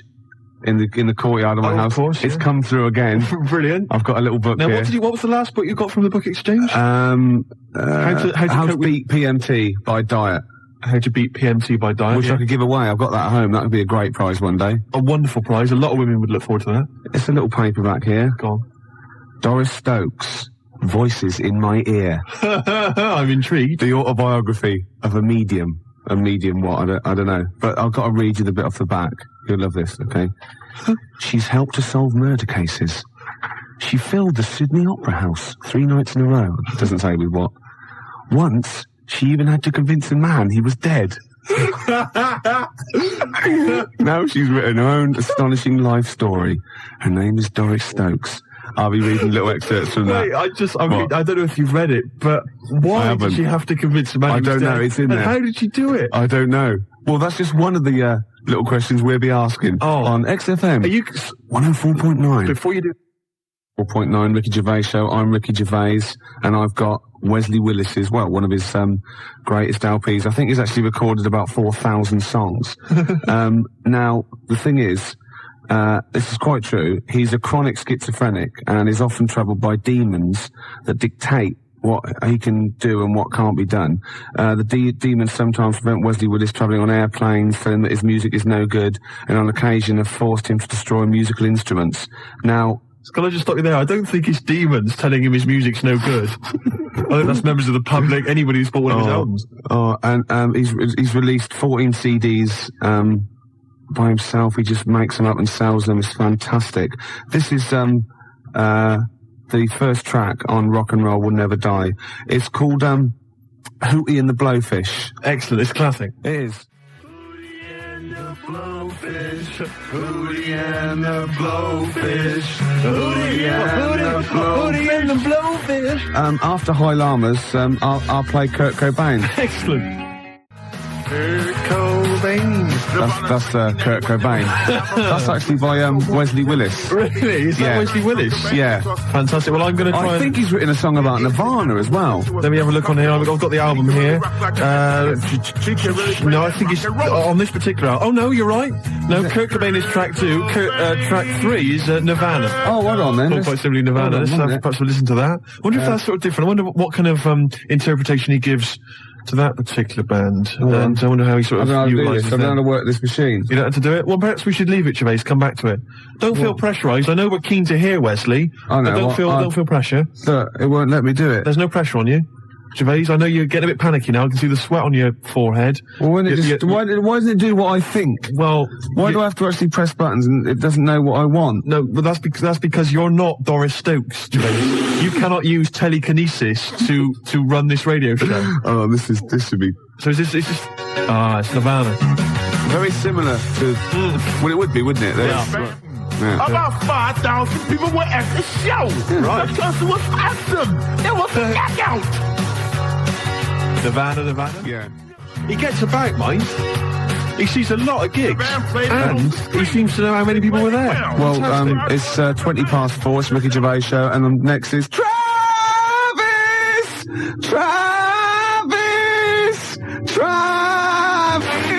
Gervais, you're never going to be Wesley Willis. But Steve, my chauffeur and researcher, you're meant to have found out why Doris Stokes had to convince a man he was dead. Gervais, I've been looking through Voices in My Ear, the autobiography of Doris Stokes, the famous medium, and I must say it's a fascinating read. It's not a biography, and it's by someone. Yeah, I know. It's not by Doris Stokes. Doris is too busy contacting the other side, Gervais. Yeah. But basically, let me just answer that. Yeah, on the back it does say that once Doris had to convince a man he was dead. It's not as interesting as it sounds. Oh. He was dead. Well, obviously. And she saw him, you know, and he wasn't, she a big groom of people, and he was like a ghostly figure, and he said, I'm not dead. She went, you are dead, get out. You've had a similar argument with someone once, weren't you, at a dinner party? Yeah. Yeah, you proved her wrong though, didn't you? Mm-hmm. So she just, that happens a lot though. Some people don't believe that, you know what it's like. Yeah. You go to the afterlife, no one tells you. I know. You're walking round, you're wondering dead, about mate. it. Don't be stupid. You know. Exactly. She had to actually push the coffin lid down, apparently. It's Viagra he died of. I'm reading here about one of her first paranormal experiences. She moved into a house with her husband. There were ghostly apparitions there in the house, right? And it was haunted. She didn't mind. There was an old ghost called Polly. Yeah, it's lovely Polly little the ghost ghost, called Polly. Anyway, so Mrs. Johnson from nearby comes in and she's brought she's making a cake basically, and she says we chatted for a moment. Any more trouble lately with the ghost? So Mrs. Johnson, no, old Polly's been quiet for quite a while now, but the words were hardly out of my mouth when the bowl of eggs I was baking with was torn from my hands and hurled across the room. Instinctively I dived after it, did a flying tackle on the bowl of eggs, and caught it before it hit the ground. Now I must say that Doris at this point has already lost a pair of tights. Oh, right? no. Polly's already had a pair of tights. Oh, no. Now the eggs are in danger. Oh, God. You can just stop that, Polly, I yelled furiously and slammed the bowl of eggs on the table. She'd already cost me a pair of stockings. She wasn't spilling my eggs as well. Oh, that's got to be a euphemism. That's got to be a dirty book. Doris Stokes there, fighting the paranormal. You can't lie with the dead, say what you want. Can we? Yeah. You can't libel the dead? No. So we can slag off Doris Stokes? You could say she drank buckets of, just after the break, we've got Oasis.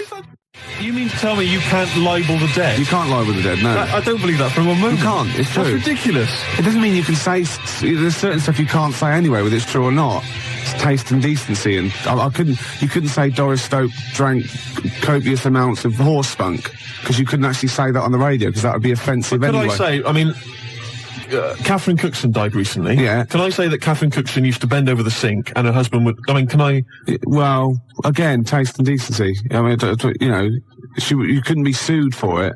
Like, let's see, you could say Doris Stokes was a smackhead, for example. Right. You know. It's not very interesting, though. No, because it was true. Yeah, exactly. She used to jack up all over the place. Yeah, and she used to, I mean, the trips she used to take. Oh, all that God. nonsense about seeing and speaking to people on the other side. That's rubbish. She was off her tits. LSD, I know. my love. Yeah. Hello. Hello. Hello. Did you listen to it? Oh, listen to it. Yeah. And you told me you don't swear. What did I say? You said bastard. No, that's all right. That's not swearing. And it? No, it's allowed. It's illegitimate child. No, that's what you called that, Steve. What did I say? You bastard or something. Why did I say that? I can't remember. Nor can I, know. Oh, I know, because his uncle bought him something and he told him he didn't like it. And he didn't appreciate it. No. Ain't that nasty, though? Old bloke, he's got wooden teeth, apparently. He got what? He's got wooden teeth. Oh, that's his granddad. His granddad's got wooden teeth or something, and he's got 3 left. And he said they have to cook meat for 8 hours so he can suck it. You're blinging terrible. I better start thinking of some things that happened to Bob, hadn't I? So I can get him involved. Well, he was a horrible little git. Who? Bob? Bob was. Well, what did he do?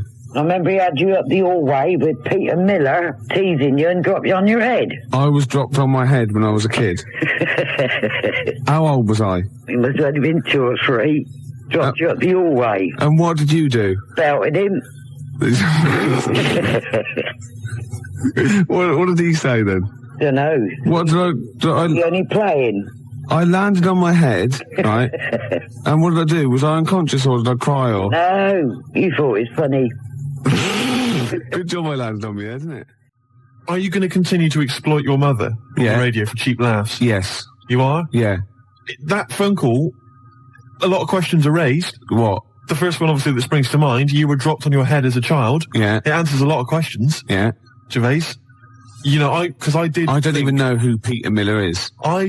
Where is Peter Miller now? Who is he? Let me be honest with you. Can I just be honest and confess something to you? Yeah. I have been making inquiries because I thought you had Creutzfeldt-Jakob disease. I did. I thought you had CJD. I'm absolutely earnest and serious about this. Right? Because my dad once, we thought he might be ill, and we had it checked over, and it was terrible. It was a terrible moment. I felt sick. Yeah. And that's exactly what I felt like with you. Really? No. But I did think you might have CJD, and I've been making inquiries. Yeah. The symptoms seem to be there. Gervais, you can barely string a sentence together. You're slovenly.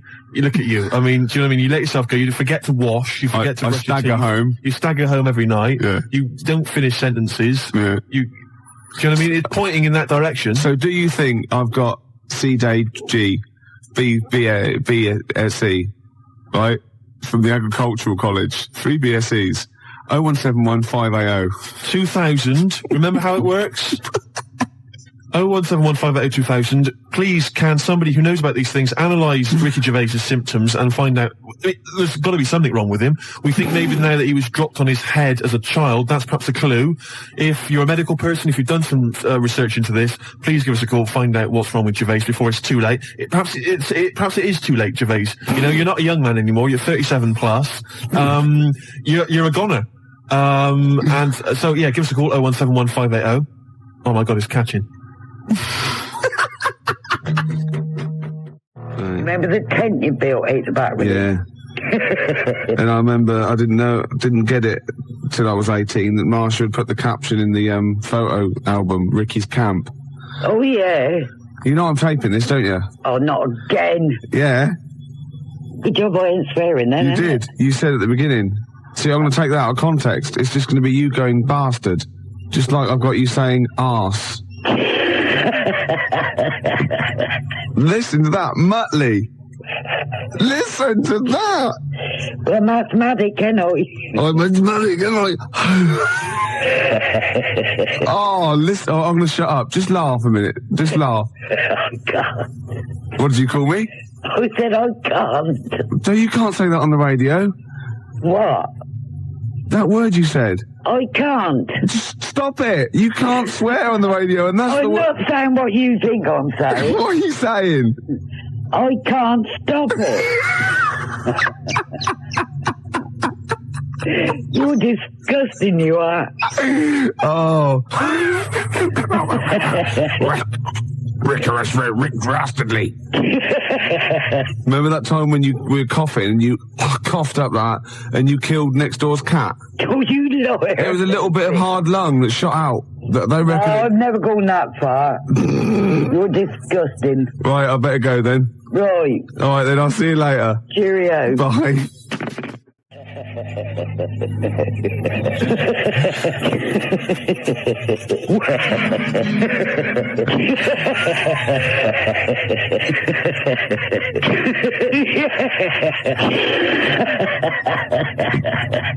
Classic Smiths. It's terrifying. What? It really is. Your relations. I mean, all right. So my relations. All right, their faces aren't symmetrical, but at least I don't have wheezy, weird laughs like that. Yeah, I know, and drop people on their heads. Drop people on their heads. Right, I got to tell you, I wish I was taping today. She called me today. She went, "Ain't heard of you for a while." I said, "I called you last week." "No, you didn't." I said, "Well, just before Thursday." "Yeah." Anyway, I went swimming Wednesday. I went, "Did you? Where?" She went, "In the fish pond." Totally true. I went, "What?" She went, "I fell in, it was up to my neck," and I could hear my nephew shouting, "It's only 2 foot deep." Like, it's a little fish pond with it is. It's like about, it's not even 2 foot deep, it's about 8 inches deep. She went, "Well," I'm pissing myself. She's going, "Well, I was cutting back the lavender right? And 3 frogs jumped at me. 3 frogs jumped at me. I don't know if she meant... anyway, right? So, It's 3 Frenchmen hiding in your garden. yeah, that's what I was going to say. I thought, no, that's a racial slur. But anyway... No, because French people Yeah. do... like to hide in lavender hide in and frighten lavender. 73-year-old Of women. course they do. Everybody knows that. It's a well-known fact. Everybody knows I know that. They that. lurk around, Yeah. ready to attack. In And I'll tell stripy you, white and blue t-shirts and berets with onions. Yeah. Anyway, these 3 frogs. I mean, I'll tell you, who is it, that dead president of France? What's his name? With the big nose. You know what he used to do? Well, exactly. He used to drink bucketfuls of... Anyway, right? You can do it because he's dead. He's Yeah, gone. he gone. Anyway. So she went, and I went in, and I fell in, and I was sitting on the bottom, and it was coming up to my neck. And she went, and I tried to get out, but it was all algae on the side. I kept slipping back in, right? So my dad says, Lee, help your nan. And she said, and I got out and I said, put Lee on. I was speaking to my nephew. He said, she went into the pond, right? And she said she floundered around, right? And she got out and she ran to the kitchen. She dropped all her clothes and ran upstairs naked because she thought she might have leeches on. Leeches? She's not Humphrey Bogart in The African Queen. She said, it wouldn't have mattered if it was Ace full of company. I'd have still stripped off and run upstairs. Oh, she said, I didn't drop the scissors. And she said, I had to throw my slippers away. So we're laughing at the fact that your elderly mother fell, slipped in a pond, could easily have injured herself quite seriously. Who knows? Now she could have sort of leeches. Yeah, she's probably got leeches. Any kinds of... the Frenchmen scarpered. There was no sign of them. Gone. Well, they're like that, aren't they? The French. All they found was they just left a beret. I'll tell you, the French, I mean, any sign of trouble, Gervais, they're out of there. Oh, God. I just like the idea of just running into the kitchen and stripping off just a ball of slime. And they're upstairs. I couldn't wait to get in the bath, she said. Yeah, and 2 ladies from next door, from the women's guild, just sipping tea. Oh, there she goes. There goes Mrs. Gervais. Naked as the day she was born, covered in algae.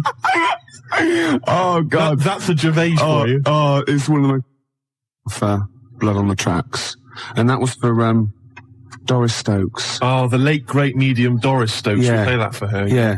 Who apparently, Doris apparently was a prostitute. She was a whore. She was a whore. Yeah. You can't lie with the dead. You can't libel the dead, that's not libelous. No. No. Yeah. She apparently went at it hammer and tongs. All the time. Anybody that had a check. Oh, yes. Gervais, maybe I won't. We've had a good 8 months in radio, haven't We've we? had a bit of fun. We've had a bit of fun. I was going to tell you about something, but what I'll do is I'll tell you in a minute. It's a short one, that. Is this the one? Yeah.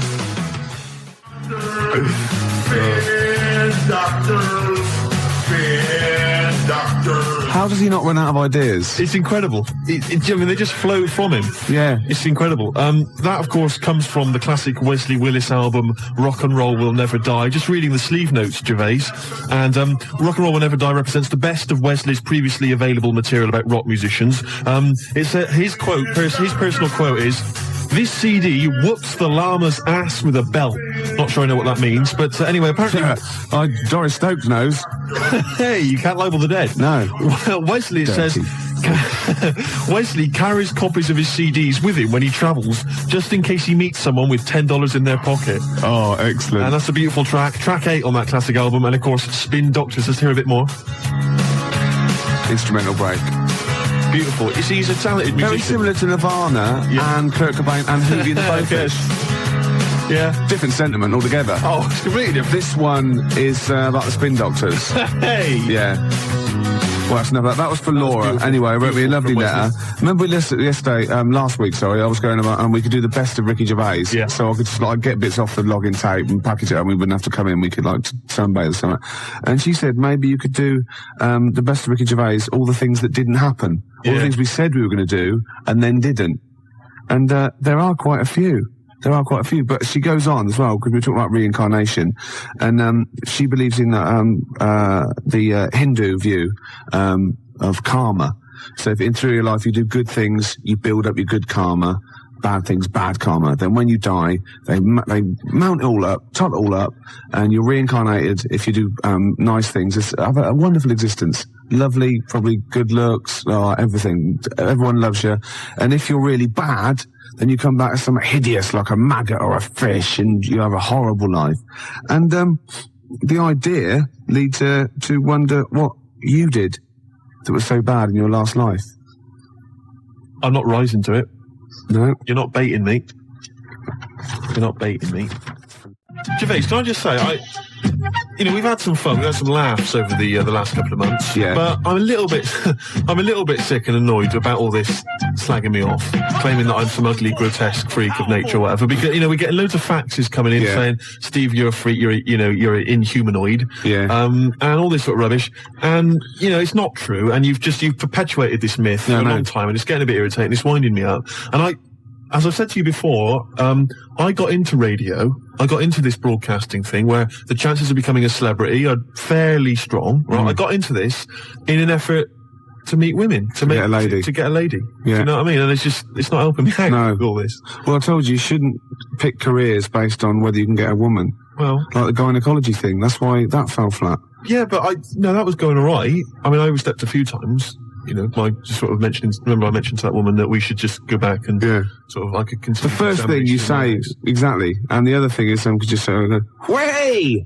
That doesn't put women at their ease. Right, yeah. You know what I mean? Would you, Mrs. Johnson, would you mind just taking your clothes off? Yeah. Hey, look at that. Say, look at that. Dear.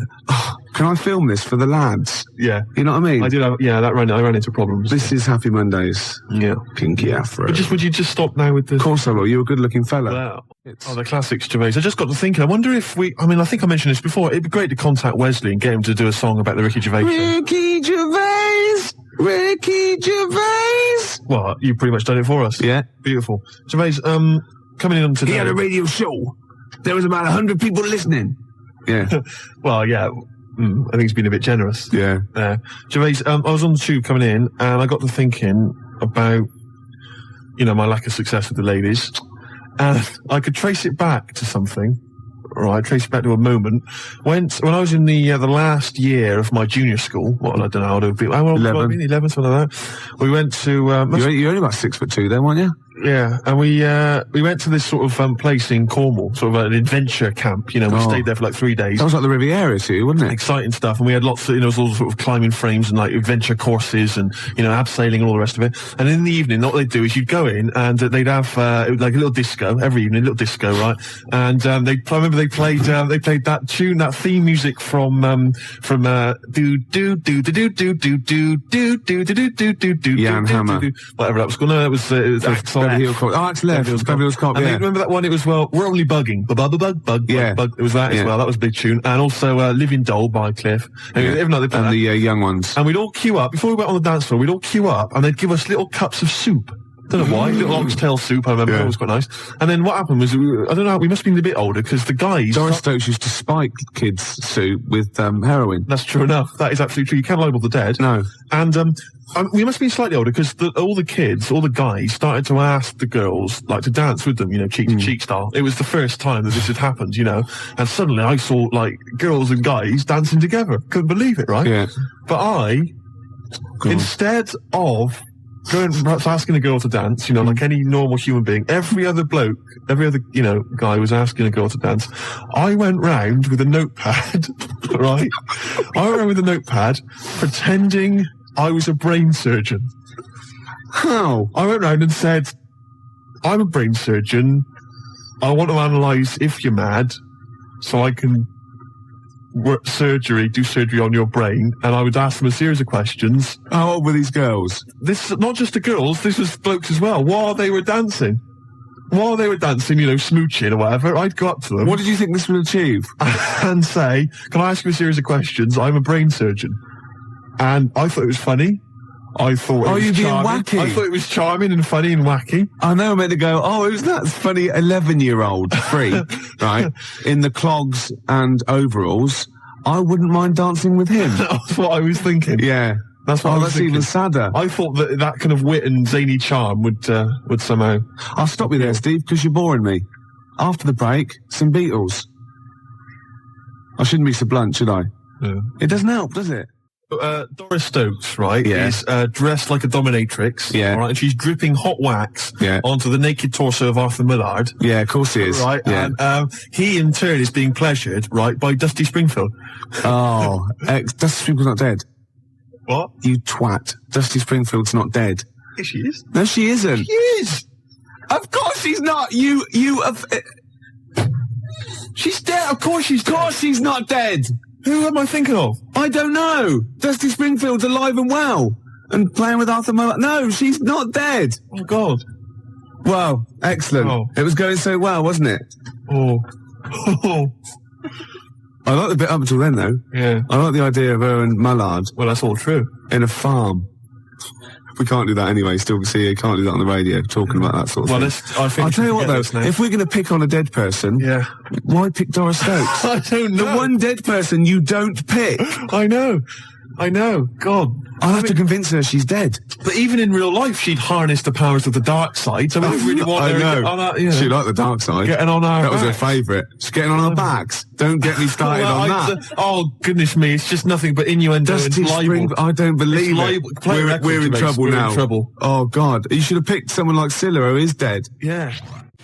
Muff Shandy says turn it up.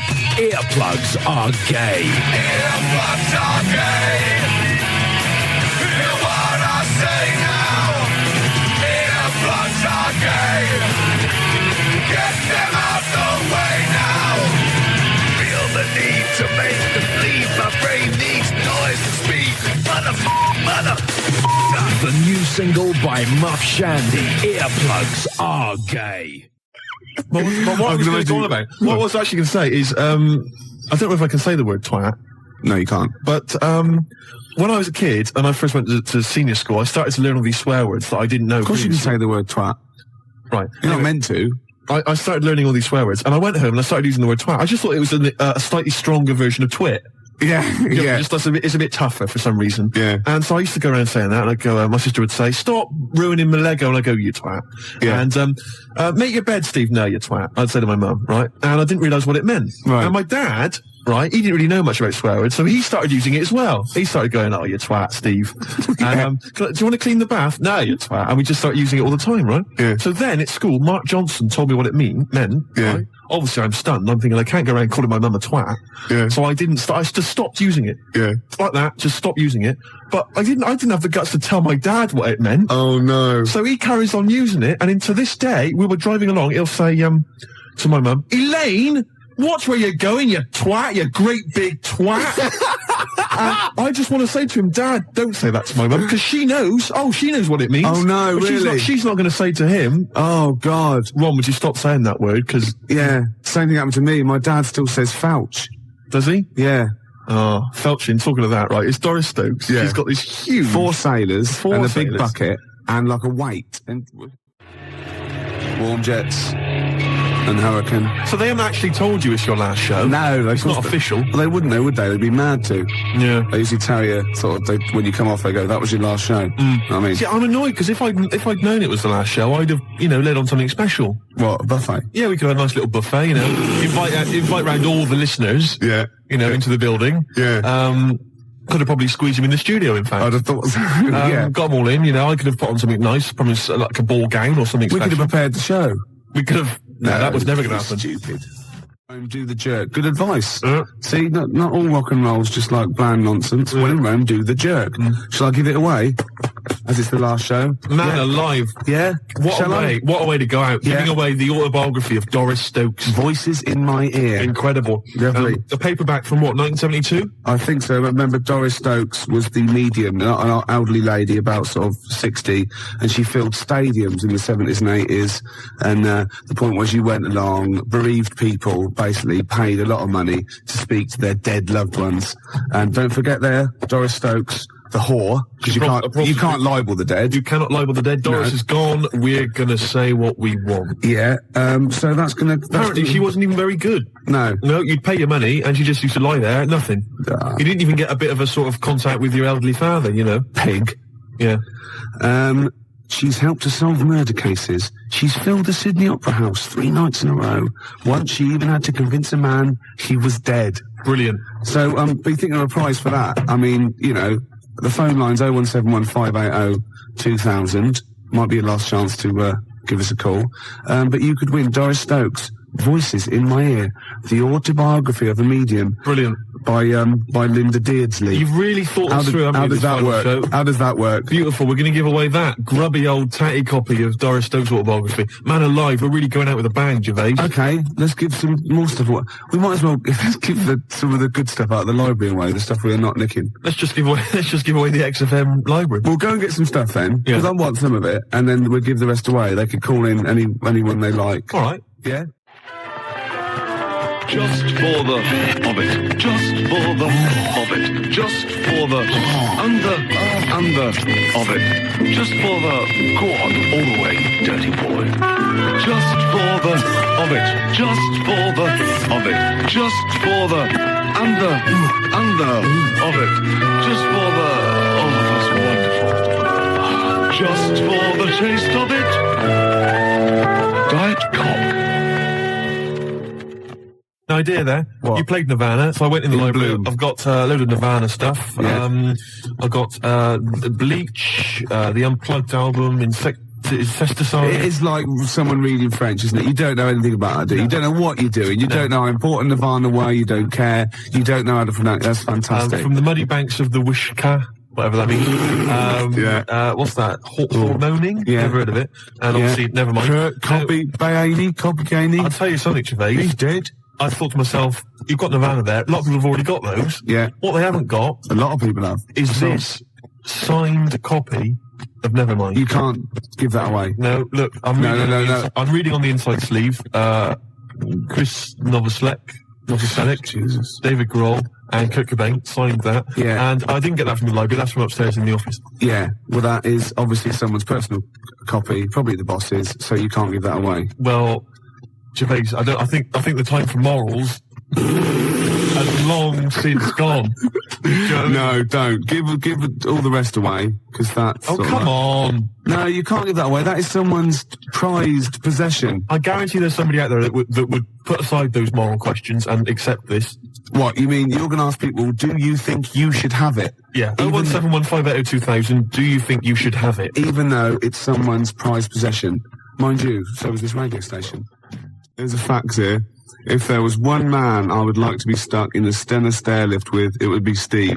How about it, honey? Love, Thora Heard. Oh, beautiful. No, it's good to know Thora's listening. Yeah. Thora has got a finger on the new music pulse. Yeah, she's got one finger on the new music pulse. She's got the other on that emergency buzzer thing in case a fall. Your hip would break. I think it's a fake. Do you? You see, you can libel the living. Oh, right. Yeah. Let's leave it a few months, and then we're... I got a break here, then some... oh, no. We're never working radio again, that's the thing. Just for the of it. Just for the of it. Just for the under of it. Just for the oh my word, you dirty old slapper. Just for the of it. Just for the of it. Just for the under of it. Just for the go on, convince me I'm dead, you hoe. Just for the taste of it. Doris Stokes. An hour to go, Steve. Yep, it's going very well. I've got one of these live read things to give away. It's good, actually. Got 2 pairs of tickets to give away to the Llama Farmers gig at the 100 Club, 2nd of July. And they're supported by Seafood and Gel, and they're both good bands. I know you've no idea. The 2nd of July? Yeah. That can't be right. It's the 10th today. Yeah, but when I say 2nd, I mean 16th. Right. See what I was doing there? Right. I was just taking 14 off. Right, of course. Yeah. As any professional DJ would. Of course you do. Do you know that? Right. Do you know that you take 14 Is that off? in the DJ handbook? Yeah, I take 14 off. Oh, right. So any date that you read out, or any number, presumably, you always take off 14? Yeah. For any reason? Yeah. That's why people say, oh, Gary Crowley, he's 32. Right. See what I mean? They've taken on 14. Yeah. I understand. Carry on. Sorry to criticise. At the 100 Club, on, well, when I say the 100 Club, Right. The 86 Club. Sure. The 86 Club on Oxford Street on July the 2nd. Yeah. Right, yeah. Which is, actually, that's just 5 days away. Yeah, incredible that. Oh, 01715 580 2000. It's beautiful, isn't You know it, what I mean? Gervais? I can't believe I haven't got a job at the end of this. Oh, God. They're gonna sack you, and it's the most justified sacking in the history of man. Can you imagine going to the European Court? Going to the European Court. I was unfairly sacked. Gervais, I'll stop you there. Yeah, the judge would go. Yeah, he's European. Ricky Gervais. Yeah, XFM. Well, yeah. Yeah, okay. Yeah. Take the book and you read this. Of course you can't, can you? What's that? No, forget it. Yeah. I swear to tell the truth. Oh dear. Under an hour to go. This is for you, Steve. This is, Stevie Wonder. No, I love it as well. It's a great choice. And, it's just to say thanks because, you've been good for me. Cheers. It's been great. I couldn't have done it without you. No. And I just think, if you'd have been sort of normal looking, or you could have got a girl, it wouldn't have been as funny. Because that's been most of our material. Let's be honest. You know what I mean? So just don't ever change it. Okay. That song as well, Blood, Sweat and Cum. Let's have a listen. Can you play it for me? Yeah, okay. Got Canfield to voice it, because he's a bit like Vance. The stunning new single from Brain Mangle, Blood, Sweat and Cum.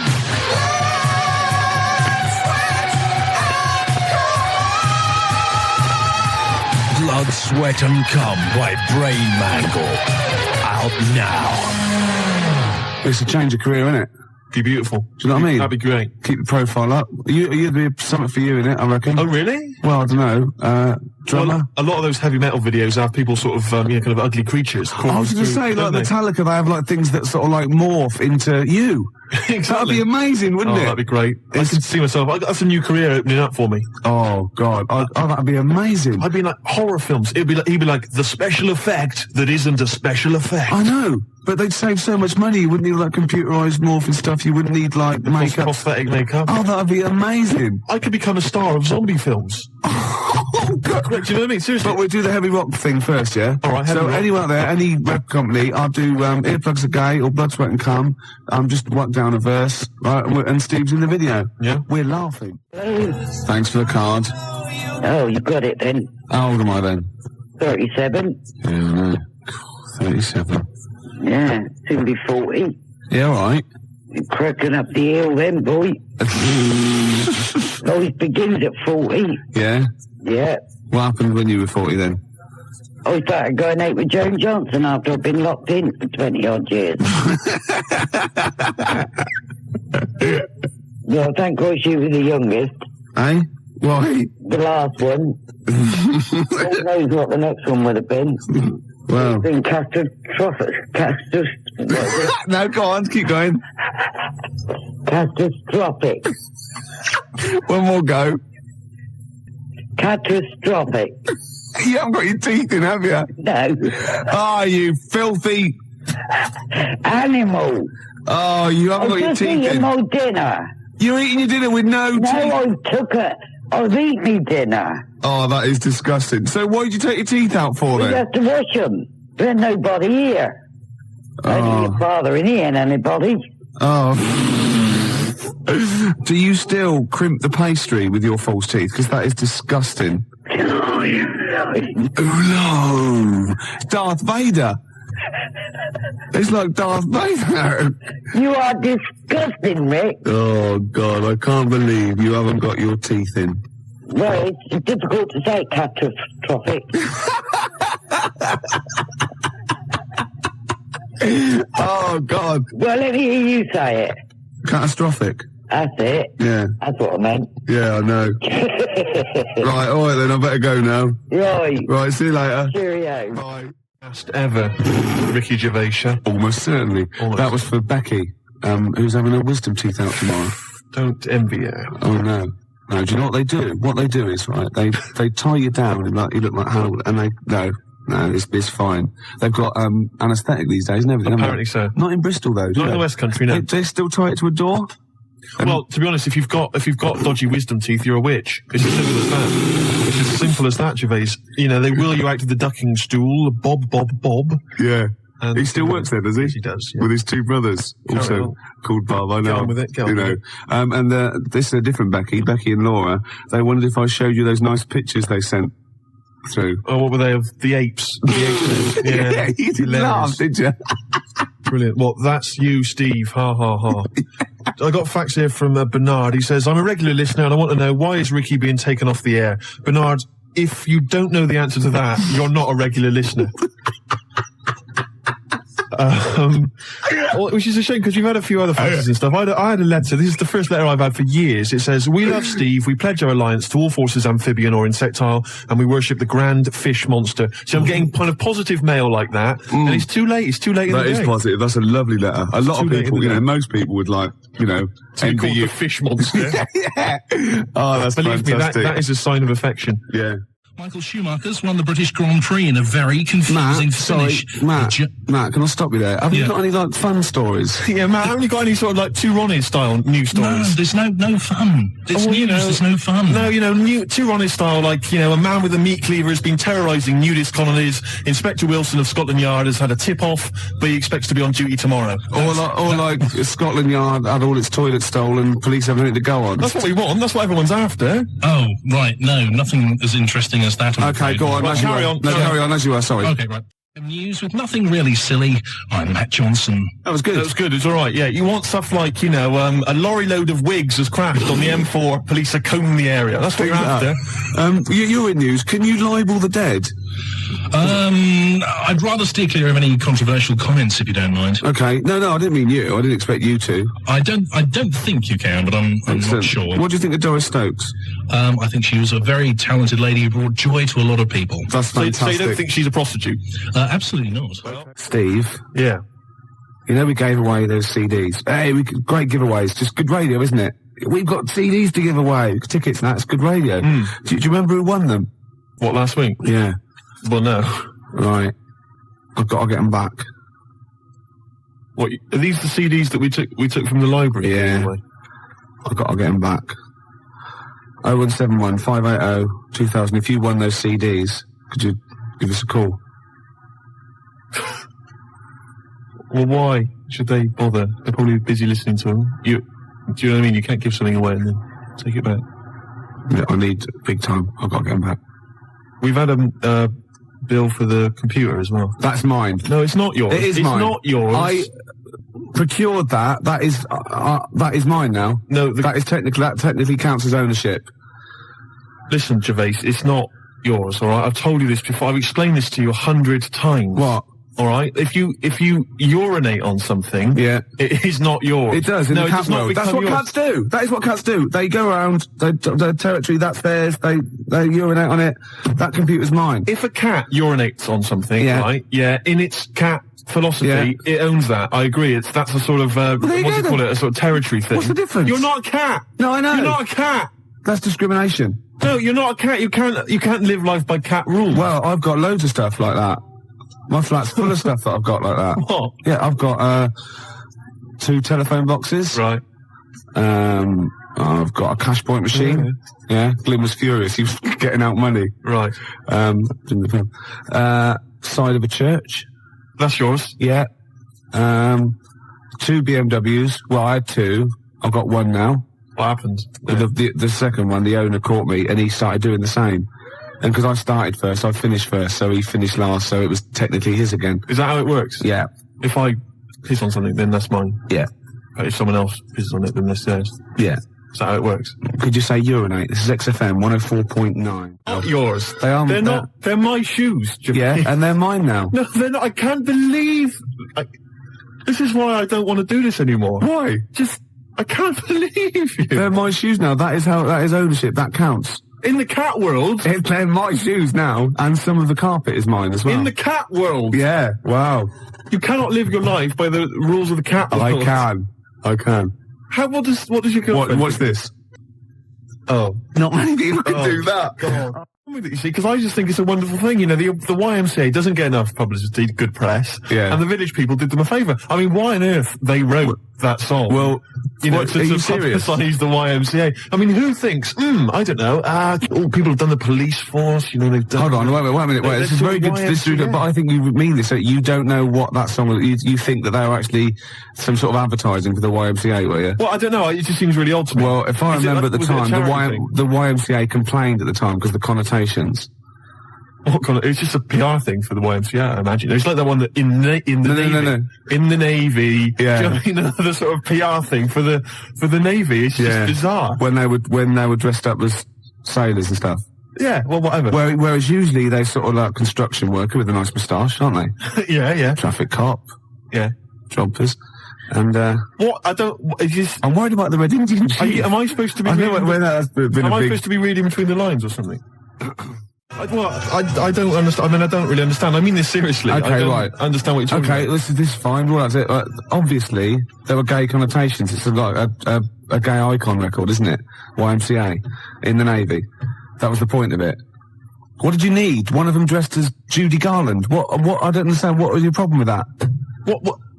But there's no. I don't understand why that suggests that people are gay. I don't. It doesn't necessarily. It's like it's high camp, isn't it? It's been adopted since as well. But the four of them, there's a guy dressed as a motorcycle cop. There's no reason why he should be gay. There's no reason why anyone should be gay. There's a builder. Yeah. Alright, so no builders are gay ever. There's another one, I can't remember what the other one is. Right. And then there's a Red Indian. Why on earth the Red Indian is supposed to be an icon? I don't know about that. I have no idea. I'm flummoxed on that one, I'll be honest. But so what I'm saying to you, Gervais, is if you're going to if you're going to talk about gay people, then why don't they use the cliches? Why isn't there hairdresser? Right. And because it's probably the sort of cliches that even scene gays want to get away from. Also, you're confusing camp. ITV gays with real homosexual people who live normal lives. If I'm going to write a song about gay people, I'm going to have a hairdresser. Yeah, you are. In order to appeal to a gay community, I'd have a hairdresser, John Inman, Larry Grayson, obviously, and I don't know. You wouldn't have Jason Donovan then, obviously. Because he's not. So you wouldn't have him, would you? No, I wouldn't have Jason Donovan. No. Well, I wouldn't have Philip Schofield. I wouldn't have Andy Peters.